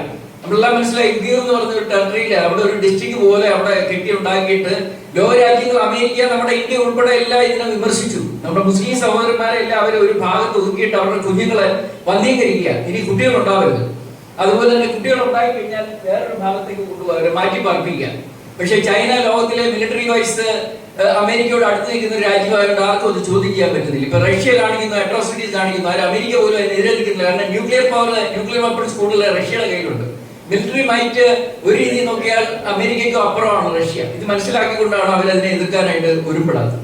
അപ്പൊ ഇത്യാദി സത്യാവസ്ഥകൾ നിലനിൽക്കുന്നു. പിന്നെ നമ്മൾ ശ്രദ്ധിക്കേണ്ട കാര്യം, നമ്മുടെ രാഷ്ട്രീയക്കാർ എന്ത് ചെയ്യുന്നു, നമ്മുടെ ചുറ്റുപാട് എന്ത് നടക്കുന്നു. ഞാൻ ക്ലാസ് വെച്ച് നിങ്ങളോട് പറയട്ടെ, ഈ പത്രം വായിക്കുക, എല്ലാ കാര്യങ്ങളും നമ്മൾ മനസ്സിലാക്കുക, നല്ലതിനെ ഉൾക്കൊള്ളുക, ചീത്ത അത് ഏത് രാഷ്ട്രീയ പാർട്ടി ആവട്ടെ, അത് നമ്മൾ BJP ആവട്ടെ, മറ്റ് കോൺഗ്രസ് ആവട്ടെ, ഇടതുപക്ഷം ആവട്ടെ, അതിൽ തിന്മകളുണ്ടോ? രാഷ്ട്രീയക്കാര് സാർ പറയുന്ന പോലെ, ഷൈജോൺ സാർ പറയുന്ന പോലെ, ഒരു ഇഷ്യൂ വരുമ്പോഴത്തേക്ക് വേറൊരു പെട്ടെന്നൊരു വാർത്ത അവരെടുത്തിട്ട് എന്തിനാണ് ജനശ്രദ്ധ. ഈ ഫ്ലാഗ് ഹോയിസ്റ്റിംഗ് ഈ പറഞ്ഞ പോലെ ശരിയാണ്. മോദി ഹീറോ ആയിക്കൊണ്ട് നമ്മൾ നോക്കി കഴിഞ്ഞാൽ ഫുള്ള് പ്രധാനമന്ത്രി എല്ലായിടും നടന്നിരിക്കുന്നു. ഇവർക്കെല്ലാം ഫോട്ടോഷൂട്ട് കാര്യങ്ങൾ വേൾഡ് വൈഡ് എല്ലായിട്ടും അദ്ദേഹം അമ്മയുടെ പിറന്നാളിന് വരുന്നു, അമ്മയുടെ കാലം നമസ്കരിക്കുന്നു. ഇതെല്ലാം ഒരുതരം പബ്ലിസിറ്റി സ്റ്റണ്ട് കൂടിയാണ്. അത് നമ്മൾ മനസ്സിലാക്കണം. അതെല്ലാവരും ചെയ്യുന്ന കാര്യമാണ്. നമ്മുടെ അടുത്ത മുഖ്യമന്ത്രി ആയാലും, കാരണം ലീഡേഴ്സ് എവിടെ പോകുന്നു അതിന് പിന്നാലെ പ്രസ് ഉണ്ടാവും അല്ലേ. അമേരിക്കൻ പ്രസിഡന്റ് അവിടെ പോയാൽ പോലും അവരുടെ കൂടെ ഫ്ലൈറ്റില് പ്രസ് ലോബി കൂടെ ഉണ്ടാവും. അവർക്ക് ഫേവറബിൾ ആയിട്ട് കുറെ ആൾക്കാരായിരിക്കും അവർ കൊണ്ടുപോകുന്നത്, മനസ്സിലായി. അപ്പോ നമ്മൾ ഈ കാര്യങ്ങളെല്ലാം ക്ലോസ് ആയിട്ട് ഒബ്സർവ് ചെയ്യുക, നമ്മൾ ഒരു അനാലിറ്റിക്കൽ മൈൻഡോടെ. കാരണം നല്ല എന്ത് ചീത്ത എന്ത് നമ്മളെ പറ്റിക്കാൻ, ഇനിയെങ്കിലും വിദ്യാസമ്പന്നരായ നമ്മളെ പറ്റിക്കാനായിട്ട് മറ്റുള്ളവര് ശ്രമിച്ചാൽ അത് നമ്മൾ തടയണം എന്നുള്ള മാനസികാവസ്ഥ നമ്മൾ എപ്പോഴും ഉണ്ടാവണം. അങ്ങനെ വളർന്നു വരുന്ന ഒരു തലമുറയായിരിക്കണം നിങ്ങൾ. അതുകൊണ്ട് ഞാൻ നിങ്ങളോട് പറഞ്ഞു, നമ്മൾ സാധാരണ ഒരു കാര്യത്തിൽ മാത്രം ഒതുങ്ങി നിൽക്കാതെ ചുറ്റുപാടും എന്ത് നടക്കുന്നു എന്നുള്ള കാര്യത്തെ കുറിച്ച് നമ്മൾ ശ്രദ്ധിക്കുക, അതിനോട് പ്രതികരിക്കുക. നമ്മളിപ്പോ നോക്കുമ്പോ ഇന്ത്യയുടെ പ്രൈം മിനിസ്റ്റർക്കായാലും ഇവിടുത്തെ മുഖ്യമന്ത്രിക്കായാലും ചീഫ് സെക്രട്ടറിക്കായാലും നമ്മൾക്കായാലും എല്ലാം ഡെമോക്രസിയിലെ ഒരു ഒറ്റ വോട്ടിന്റെ ആ വോട്ട് എന്ന് പറഞ്ഞാൽ വളരെ പവർഫുൾ ആണ്. It's a powerful weapon. We are having that and we have to fight with it. നമ്മൾ അത് വെച്ച് വേണം പോരാടാൻ. അപ്പൊ ഇലക്ഷൻ വരുമ്പോ കുറച്ച് പ്രീണനം, അല്ലെ ഒരു കിട്ട് തന്നു, അല്ലെ അത് വന്നു, ഇത് തന്നു, അല്ലെങ്കിൽ നമ്മൾ ജാതി പറഞ്ഞു, മതം പറഞ്ഞു, ഇതിൽ നിന്ന് അപ്പുറമായിട്ട് നമ്മുടെ വികസനത്തിന് എന്ത് കിട്ടുന്നു? ഇപ്പൊ സാറ് ഷൈജോൺ സാർ വളരെ വലിയൊരു ഫാക്ട് പറഞ്ഞു. കാരണം നമുക്ക് കിട്ടിക്കൊണ്ടത് ഗ്യാസ് സബ്സിഡി തിരിച്ച് നേരത്തെ നമ്മൾ ഗ്യാസ് കൂടിയ വിലയ്ക്ക് മേടിച്ചാലും അത് നമുക്ക് കിട്ടിക്കൊണ്ടിരുന്നു. ഇപ്പൊ അതെല്ലാം നിർത്തലാക്കി ഫുൾ പ്രൈസ് ഇത് എടുത്തിട്ട് അവർ പറയുന്നത് വാക്സിൻ കൊടുക്കുന്നുണ്ട്, മറ്റേ കൊടുക്കുന്നുണ്ട്. പക്ഷെ നമ്മൾ ശ്രദ്ധിക്കേണ്ട കാര്യം, സാധാരണക്കാരന് ഇതിൽ നിന്ന് കിട്ടുന്നു. നമ്മൾ കൂടുതലായിട്ട് സ്പെൻഡ് ചെയ്യേണ്ടി വരുന്നു, പക്ഷെ നമുക്ക് ഇൻകം കുറയുന്നു. ഇപ്പൊ കഴിഞ്ഞ ഒരാഴ്ചയായിട്ട് സ്കൂളുകളൊക്കെ അധ്യാപനം മുടങ്ങിയിരിക്കുക. ഞാൻ വിചാരിച്ചിട്ട് കുറച്ച് കണ്ടിന്യൂസ് ആയിട്ട് കുറെ സാറ്റർഡേസിൽ ഇവർ ക്ലാസ് വെക്കുന്നു, ഒന്നും നടന്നില്ല. കാരണം അവർക്ക് യൂണിയൻ ഉണ്ട്, അവര് സംഘടിതരാണ്. ഗവൺമെന്റ് ഓഫീസേഴ്സും വർക്കേഴ്സും NGO നോൺ ഗസറ്റഡ് ഓഫീസർ ഇത് ഈ രീതിയിൽ ശ്രദ്ധിച്ചാൽ എല്ലാ കാര്യത്തിലും അവരൊക്കെ സംഘടിതരാകുമ്പോ നമ്മൾക്ക് പൊതുജനം 90% അബോവ് വരുന്ന പൊതുജനം അസംഘടിതരാണ്. ഞാൻ പറഞ്ഞില്ല, സർക്കാർ ഉദ്യോഗസ്ഥർ 5 ലക്ഷം, പെൻഷൻകാർ 5 ലക്ഷം, കേരളത്തിന്റെ 3.25 കോടി ജനമുള്ളതിൽ അവരുടെ ഫാമിലി സുഖമായിട്ട് കഴിയുന്നു. അവിടെ ഒരാൾ മരണപ്പെട്ടാൽ അവരുടെ മകനോ പഠിച്ചിട്ടുണ്ടെങ്കിൽ പെട്ടെന്ന് ജോലി കിട്ടുന്നു. അതോടൊപ്പം തന്നെ ഈ മരണപ്പെട്ടവന്റെ ഭാര്യയ്ക്കോ അല്ലെന്നുണ്ടെങ്കിൽ ഭർത്താവിനോ പെൻഷൻ കിട്ടുന്നുണ്ട്. അപ്പം ഇക്കാര്യത്തില് ഇപ്പൊ അമിതമായ ശമ്പളത്തെ കുറിച്ചോ ഇത്യാദിയുള്ള ആനുകൂല്യങ്ങളെ കുറിച്ചോ നമ്മളൊരു ഹർജിയുമായിട്ട് ഹൈക്കോടതി ചെന്ന് ജഡ്ജി അതെന്ത് ദൂരങ്ങളെ, കാരണം he two is A part of this system, government അല്ലെ. അപ്പൊ നാളെ ഈ ജഡ്ജിക്കും ഈ ആനുകൂല്യങ്ങൾ കിട്ടുന്നുണ്ട്. അപ്പൊ ജഡ്ജി പോലും അത് അംഗീകരിക്കുന്നില്ല. അപ്പൊ അവിടെ എല്ലാം സാധാരണക്കാർക്ക് തള്ളപ്പെടുകയാണ്. അപ്പൊ നമ്മൾ ശ്രദ്ധിക്കേണ്ട കാര്യം, ഇതിനോടെല്ലാം നമുക്ക് പൊരുതാൻ പറ്റുന്ന ഒരു മാർഗം എന്ന് പറയുന്നത് ഇലക്ഷൻ വരുമ്പോ പിന്നെ നിങ്ങൾ തമ്മിൽ സമ്മതിക്കുക, നമ്മൾക്ക് അറിയാവുന്ന ആൾക്കാരോട് കാര്യങ്ങൾ പറഞ്ഞു കൊടുക്കുക, രാഷ്ട്രീയക്കാരുടെ പൊള്ളത്തരത്തിൽ നമ്മൾ കൂടുതൽ വിശ്വസിക്കാതിരിക്കുക. അതോടൊപ്പം നമുക്ക് ഇത്രയും സ്വന്തമായിട്ട് ജീവിക്കാൻ പറ്റുന്നു, ഇന്ത്യക്ക് സ്വാതന്ത്ര്യം കിട്ടി, അപ്പോഴും നമ്മൾ മതനിരപേക്ഷ രാഷ്ട്രമായിട്ട് നിലകൊണ്ടു, എല്ലാവരും ഏകോദര സഹോദരങ്ങളെ പോലെ നിലകൊള്ളണം എന്നുള്ള കാഴ്ചപ്പാടിലാണ് അന്ന് ഇതിനുവേണ്ടി പടപൊരുതിയ നമ്മുടെ കർമ്മകുശലരായിട്ടുള്ള, ശ്രേഷ്ഠരായിട്ടുള്ള, ത്യാഗികളായിട്ടുള്ള, മുനിതുല്യരായിട്ടുള്ള, ഋഷിതുല്യരായിട്ടുള്ള വലിയ നേതാക്കന്മാരെല്ലാം നെഹ്റു, ഗാന്ധിയും അല്ലെ ജിന്നയൊക്കെ ശ്രമിച്ചത്. അപ്പം ആ ഒരു പാരമ്പര്യം ഉയർത്തിപ്പിടിക്കാനും അത് എക്കാലവും നിലനിർത്താനും ഭാവി തലമുറ എന്ന നിലയ്ക്ക്, ഞങ്ങളൊക്കെ 50 വയസ്സൊക്കെ അഫൽസാറൊക്കെ ചെറുപ്പമാണ് അല്ലെ. അപ്പൊ ഞങ്ങളുടെയൊക്കെ പകുതി വയസ്സ് കഴിഞ്ഞിരിക്കുകയാണ്. അപ്പൊ ഇനിയുള്ള നമ്മുടെ ഈ ചെറിയ അറിവിൽ നിന്ന് നിങ്ങൾക്ക് പറഞ്ഞു തരാൻ പറ്റുന്ന കാര്യങ്ങൾ, അത് in the midst of the class also I am telling you, I am conveying you, അല്ലെ, what you have to do and what you have to listen. ഇത് കൂടുതലായിട്ടൊന്നും ഞാനിപ്പോ പറയുന്നില്ല. നമ്മൾ എല്ലാവരും വിശദീകരിക്കുക. സാറ് പറഞ്ഞല്ലോ, in the midst I got a notice from our beloved and revered principal that time is getting late. So അതുകൊണ്ട് ഞാൻ ഇവിടെ ഉപസംഹരിക്കുകയാണ്. പറയാനുള്ള ഒരുപാട് കാര്യങ്ങൾ പറയാം അല്ലേ. അത് പിന്നീട് പറയാം. ഇനി ഏതായാലും അധ്യാപകരോട് ചുരുങ്ങിയ വാക്കുകൾ നിങ്ങളോട് സമ്മതിക്കാൻ ബാക്കിയുള്ളത് കൊണ്ട് ഞാൻ ഇവിടെ നിർത്തുകയാണ്. നമസ്കാരമില്ല അല്ലേ, മനസ്സിലാവും.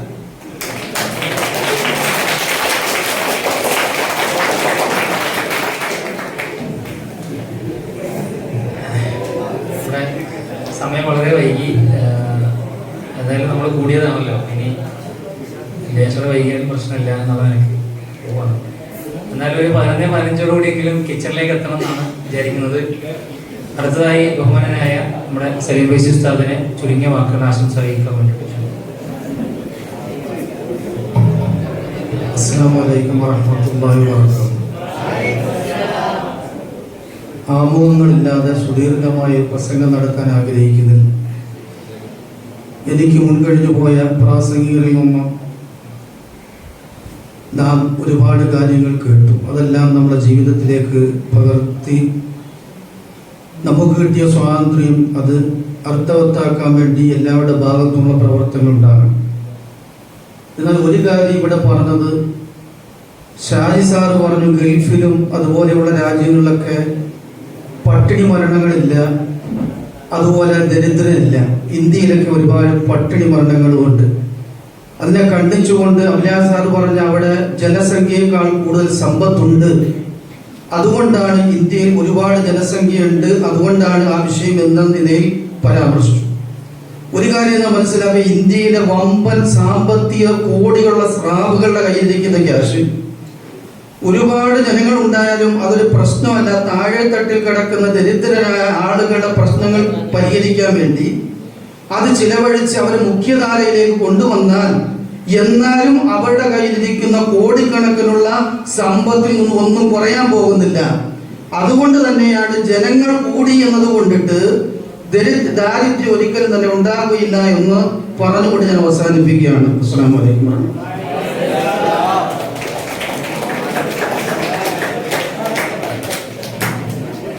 അടുത്തതായി നമ്മുടെ പ്രിയപ്പെട്ട വിശാൽ സാറിനെ ആശംസ അറിയിക്കുന്നു.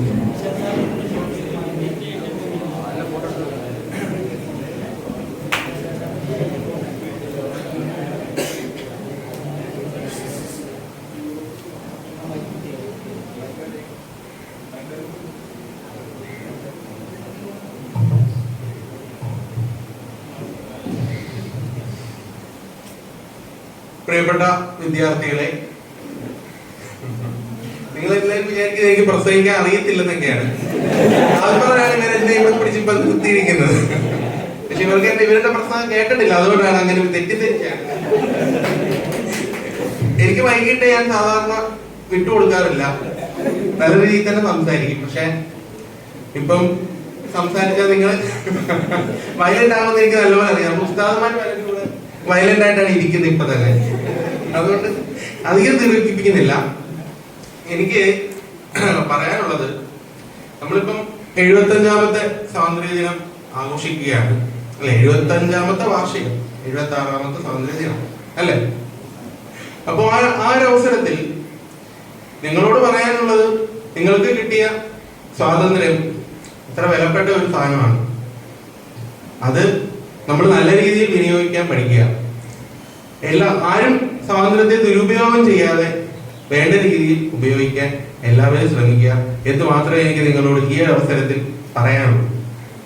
ഇത് കൂടുതൽ എന്തെങ്കിലും പറഞ്ഞ് ഇനി ഇന്ത്യയുടെ ചരിത്രത്തെ കുറിച്ച് പറയാനോ, അല്ലെങ്കിൽ സ്വാതന്ത്ര്യ ദിനത്തെ കുറിച്ച്, അല്ലെങ്കിൽ നമ്മുടെ സ്വാതന്ത്ര്യ സമരത്തെ കുറിച്ച് പറയാനോ, ഗാന്ധിജിയെ കുറിച്ച് പറയാനോ, നെഹ്റുവിനെ കുറിച്ച് പറയാനോ ഒന്നും ഇനി സമയമില്ല എന്ന് എനിക്കറിയാം.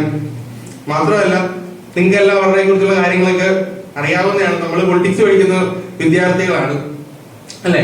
അപ്പൊ നമുക്കറിയാം എങ്ങനെയാണ് നമ്മൾ സ്വാതന്ത്ര്യാനന്തര ഇന്ത്യയുടെ ഒരു അവസ്ഥ എങ്ങനെയായിരുന്നു, നമ്മൾ എങ്ങനെയൊക്കെയാണ് ഇവിടം വരേക്ക് എത്തിച്ചേർന്നത്. ഇപ്പൊ പലരും വിറ്റുമുടിക്കുന്ന പല സാധനങ്ങളും പണ്ട് നമ്മുടെ നല്ല നേതാക്കന്മാർ അല്ലെങ്കിൽ നല്ല പ്രധാനമന്ത്രിമാർ ഉണ്ടാക്കി വെച്ചിട്ടുള്ള പല സാധനങ്ങളുമാണ് ഇപ്പൊ എന്ത് ചെയ്യുന്നത്, ഇവര് വിറ്റ് ഇപ്പം കാര്യം കാണുന്നത് നമുക്കറിയാം. അപ്പം അതുകൊണ്ട് പണ്ടത്തെ ആൾക്കാരൊക്കെ മോശമായിരുന്നു, അല്ലെങ്കിൽ എല്ലാത്തിനും കാരണം നെഹ്റു ആയിരുന്നു എന്നാണ് ഇപ്പോഴുള്ള ആൾക്കാർ എന്ത് ചെയ്യുന്നത്. ഇപ്പോൾ ഉണ്ടാകുന്ന എല്ലാ പ്രശ്നങ്ങൾക്കും കാരണം അന്ന് പണ്ടത്തെ കാലത്ത് ഇന്ത്യ ഭരിച്ചിരുന്ന നെഹ്റു ആണ് എന്നാണ് അവർ പറയുന്നത്. നമ്മൾ കേട്ടിട്ടുണ്ടാവും പലയിടത്തും. അതെ, അയാളുണ്ടാക്കി വെച്ചിട്ടുള്ള പല സാധനങ്ങളുമാണ് ഇന്ന് വിറ്റ് ഇവർ എന്ത് ചെയ്യുന്നത്, രാജ്യം നടത്തിക്കൊണ്ട് പോകുന്നത്. അപ്പൊ അതിന്റെയൊക്കെ കാരണം നെഹ്റു ഒക്കെ തന്നെയാണ്, മനസ്സിലായല്ലോ. അപ്പം അതുകൊണ്ട് ഇനി കൂടുതലൊന്നും പറയാനില്ല. നിങ്ങളെല്ലാവരും നിങ്ങൾക്ക് കിട്ടിയ സ്വാതന്ത്ര്യം നല്ല രീതിയിൽ ഉപയോഗിക്കുക, സ്വാതന്ത്ര്യം ദുരുപയോഗം ചെയ്യാതെ ഇരിക്കുക. നമ്മളെല്ലാം സ്വതന്ത്ര ഇന്ത്യയിൽ ജനിച്ചു വീണിട്ടുള്ള ആൾക്കാരാണ്. നമുക്ക് ആർക്കും അറിഞ്ഞു, അതുകൊണ്ട് തന്നെ നമുക്കൊന്നും സ്വാതന്ത്ര്യത്തിന്റെ വില എന്തായിരുന്നു എന്ന് നമുക്ക് സത്യം പറഞ്ഞാൽ അറിഞ്ഞുകൂടാ എന്നുള്ളതാണ് പ്രശ്നം.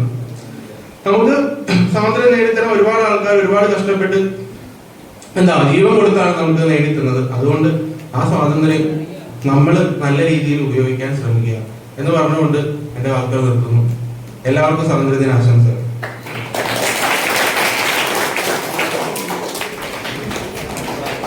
ബഹുമാനനായ നിയാസ് ഉസ്താദിനെ സ്വാഗതം. അസ്സലാമു അലൈക്കും വറഹ്മത്തുള്ളാഹി. വലിയ ത്യാഗങ്ങൾ സഹിച്ച് വൈദേശിക അധിനിവേശ ശക്തികളിൽ നിന്ന് നാം നേടിയെടുത്ത ആ സ്വാതന്ത്ര്യദിനത്തിന്റെ 76ാം പൊൻപുലരി ആഘോഷിക്കുന്ന ഈ വേളയിൽ അതിനേക്കാൾ വലിയൊരു ത്യാഗം സഹിച്ച് നിങ്ങൾ ഇരിക്കുമ്പോൾ കൂടുതലൊന്നും പറയുന്നില്ല. എല്ലാവർക്കും സ്വാതന്ത്ര്യദിനാശംസകൾ.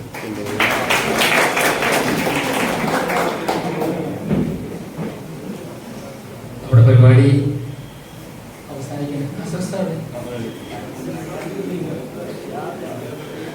അവസാനിക്കുന്നതിന് മുമ്പ് ബഹുമാനായ നിഷാദ് വാഫി ഉസ്താദിന്റെ ഒരു ആശംസ കൂടി ഉണ്ട്.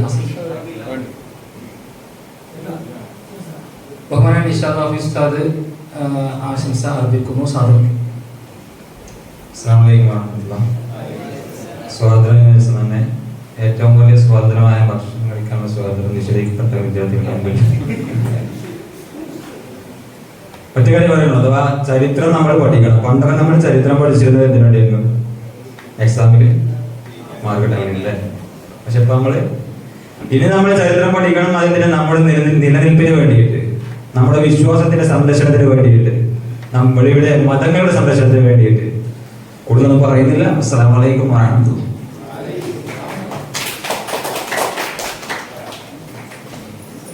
ബഹുമാനായ ഹസൻ ബൈസ് ഉസ്താദ് ചുരുങ്ങിയ വാക്കിൽ ആശംസ അർപ്പിക്കുന്നു. സാധിക്കും.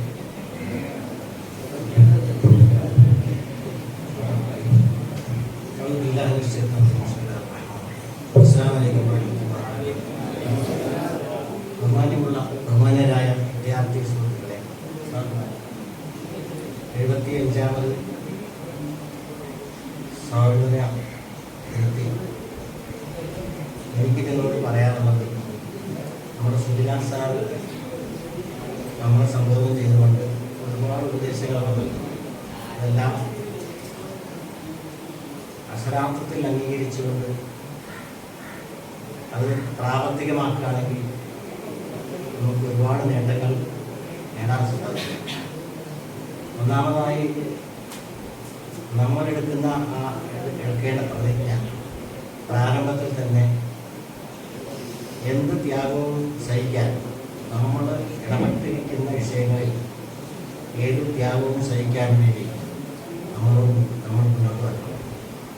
എന്നാൽ അതിലേറെ വിജയങ്ങൾ നമുക്ക് നേടാൻ സാധിക്കും. കൂടുതൽ സംസാരിക്കുന്നില്ല. ഈ വേളയിൽ എല്ലാവർക്കും ഒറ്റവാക്കിൽ ആശംസകൾ അർപ്പിച്ചുകൊണ്ട് നമുക്ക് മനസ്സിലാവാനായിരുന്നു. അൽഹംദുലില്ലാഹ്, പരിപാടി അവസാനിക്കുകയാണ്. അടുത്തത് നന്ദി അർപ്പിക്കുകയാണ്. അതിനു മുമ്പായി നമ്മുടെ ഈ പരിപാടിയിൽ ഇടയിൽ ഉറങ്ങാതിരിക്കാൻ വേണ്ടിയിട്ട് നിങ്ങൾക്കൊക്കെ വെള്ളം വിതരണം ചെയ്തത് 6ാം ക്ലാസ്സിലെ വിദ്യാർത്ഥി യൂണിയൻ സ്വലാഹാണ് എന്ന് പ്രത്യേകം പറയാൻ അവർ സൂചിപ്പിച്ചിട്ടുണ്ട്. അള്ളാഹു അവര് ചെയ്ത ഈ ഒരു സദഖയെ സ്വീകരിക്കുമാറാകട്ടെ, ഔദുൽ കൗസർ നൽകുമാറാകട്ടെ. അവർക്ക് ഇനിയും ഇതുപോലെ കരയാനും കുടിക്കാനുള്ള ഭാഗ്യം നമുക്ക് അള്ളാഹു നൽകി അനുഗ്രഹിക്കട്ടെ എന്ന് ചെയ്തുകൊണ്ട് ആ ചെയ്ത ഒരു സൽപ്രവർത്തനത്തെ ഏറെ വിലയോടുകൂടി ഞാൻ കാണുന്നു. തമാശ രൂപേണ പറഞ്ഞുവെങ്കിലും ഏറെ ഹൃദ്യമായിട്ടുണ്ട്. ഞാനത് പ്രതീക്ഷിച്ചതുമല്ല, പറഞ്ഞിട്ടില്ല. അവർ സ്വന്തമായിട്ട് അവർ ചെയ്ത വിഷയമാണ്. ഏറെ മാതൃകാപരമായ ആ പ്രവർത്തനം മറ്റുള്ള ക്ലാസ്സുകാരും മറ്റുള്ള വിദ്യാർത്ഥികളും മാതൃകയാക്കേണ്ടതുണ്ട്. മറ്റു വിഷയങ്ങളിലും 6ാം ക്ലാസ്സുകാർ എല്ലാവർക്കും മാതൃകായോഗ്യമായ രീതിയിൽ ഇൻഷാല്ലാ പ്രവർത്തിക്കുക എന്ന് മാത്രം ഉണർത്തിക്കൊണ്ട് ബാക്കിയുള്ള ക്ലാസ്സുകാരും അതുപോലെ തന്നെ അവരുടെ വഴിയിൽ വരിക. മുമ്പത്തെ ബാച്ചുകാരൊക്കെ കഴിഞ്ഞു പോയ ചില നല്ല നല്ല മാതൃകകളുണ്ട്. അതൊക്കെ നിലനിർത്താനും എന്തെങ്കിലും നെഗറ്റീവ് മാതൃകകൾ ഉണ്ട് എങ്കിൽ അതൊക്കെ ഒഴിവാക്കുവാനും അത് പോസിറ്റീവാക്കി മാറ്റുവാനും ഒക്കെ ശ്രമിക്കുക എന്ന് മാത്രം പറഞ്ഞുകൊണ്ട് ഈ പരിപാടി വൈൻഡപ്പ് ചെയ്യാണ്. ഇതിന് നന്ദി അർപ്പിക്കുന്നതിന് വേണ്ടി നമ്മുടെ സെക്രട്ടറി അസ്അദിനെ സ്നേഹത്തോടെ ക്ഷണിക്കുന്നു. ഒരു കാര്യം സൂചിപ്പിക്കാനുള്ളത്, നമ്മുടെ പരിപാടിയുടെ പോസ്റ്റർ ഇന്നലെ വൈകിയാണ് നമ്മൾ ഷെയർ ചെയ്തത്. അതുകൊണ്ട് നമുക്ക് ആർക്കും സ്റ്റാറ്റസ് ആക്കി വെക്കാനോ മറ്റോ പറ്റിയിട്ടുണ്ടാവില്ല. ഇനി ഇതുമായി ബന്ധപ്പെട്ട വിഷയങ്ങൾ എന്തെങ്കിലുമൊക്കെ പോസ്റ്ററോ വീഡിയോസോ ഒക്കെ വരുന്നെങ്കിൽ അതൊക്കെ ഒന്ന് നമ്മളെ മറ്റുള്ളവരിലേക്ക് എത്തിക്കുന്ന ഒരു സ്വഭാവം എല്ലാവരുടെയും ഭാഗത്തു നിന്നുണ്ടാവണം. ബാക്കിയുള്ള കുറേ സാധനം എടുത്ത് സ്റ്റാറ്റസ് ഇടുന്നതിനേക്കാൾ നമ്മുടെ സ്ഥാപനവുമായി ബന്ധപ്പെട്ട വിഷയങ്ങൾക്ക് പ്രാമുഖ്യം കൊടുക്കുക. അസ്സലാമു അലൈക്കും വറഹ്മത്തുള്ളാഹി. അൽഹംദുലില്ലാഹ് വസ്സലാത്തു വസ്സലാമു അലാ അഷ്റഫി റസൂലില്ലാഹി വഅലാ ആലിഹി വസഹ്ബിഹി അജ്മഈൻ. അമ്മാ ബഅദ്.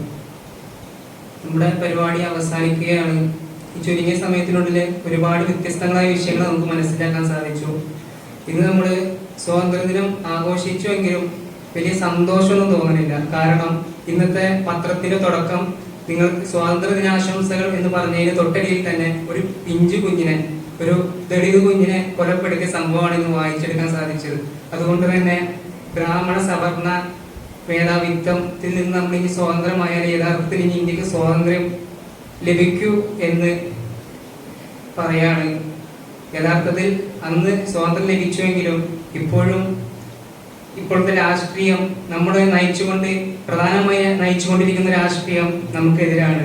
ഇപ്പോ ഗാന്ധിജിയുടെ കയ്യില് തോക്കും ഗോഡ്സെയുടെ കയ്യില് ഊന്നുവടിയും കൊടുത്ത് നയിക്കുന്ന രാഷ്ട്രീയമാണ് ഇപ്പോൾ നമുക്കുള്ളത്. അതുകൊണ്ട് നമുക്ക് ഈ രാഷ്ട്രീയത്തിനെതിരെ, ഇപ്പൊ നമ്മളെ ഭരിക്കുന്ന ഭരണകൂടത്തിനെതിരെ, അതായത് നല്ല രീതിക്ക് ഈ ഭരണഘടനയിൽ നിന്നുകൊണ്ട് തന്നെ നമുക്ക് അനുകൂലമായി നമുക്ക് നമ്മുടെ അഭിപ്രായങ്ങൾ തുറന്നു പറയാൻ സാധിക്കുന്ന ഒരു ഭരണകൂടം നമുക്ക് വേണം. അതിനായി നമുക്ക് ഒരുമിച്ച് പ്രതിഷേധിക്കണം. പക്ഷെ ആ പ്രതിഷേധങ്ങളെല്ലാം ഈ ഭരണഘടനയിൽ നിന്നുകൊണ്ട് മാത്രമായിരിക്കണം എന്ന് മാത്രം പറഞ്ഞുകൊണ്ട് ഈ വേദിക്ക് കിറാത്ത് കൊണ്ട് ധന്യമാക്കിയ സ്വാലിഹ് ബികെക്ക് നന്ദി അറിയിക്കുകയാണ്. ഈ വേദിക്ക് സ്വാഗതം പറഞ്ഞ ഫയാസ് ഖാന് നന്ദി അറിയിക്കുകയാണ്. ഈ വേദിക്ക് അധ്യക്ഷത വഹിച്ച നൗഫൽ വാഫി ഉസ്താദിന് നന്ദി അറിയിക്കുകയാണ്.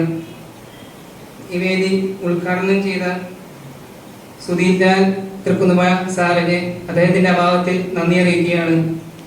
ഇവിടെ ആശംസകൾ നൽകിയ എല്ലാ ഉസ്താദുമാർക്കും സാറന്മാർക്കും നന്ദി അറിയിക്കുകയാണ്. ഇവിടെ ഇത്ര നേരം വിശപ്പ് സഹിച്ച് ഒരുമിച്ച് കൂടിയിരുന്ന വിദ്യാർത്ഥികൾക്കും ഒറ്റവാക്കിൽ നന്ദി പറഞ്ഞുകൊണ്ട് അധ്യക്ഷന്റെ അനുമതിയോടുകൂടി മൂന്ന് സലാത്തോടുകൂടി ഈ യോഗം പിരിച്ചുവിടുകയാണ്. സല്ലല്ലാഹു അലാ മുഹമ്മദ് സല്ലല്ലാഹു അലൈഹി വസല്ലം, സല്ലല്ലാഹു അലാ മുഹമ്മദ് സല്ലല്ലാഹു അലൈഹി വസല്ലം, അല്ലാഹുമ്മ സ്വല്ലി അലാ മുഹമ്മദ് യാ റബ്ബി സ്വല്ലി അലൈഹി വസല്ലം.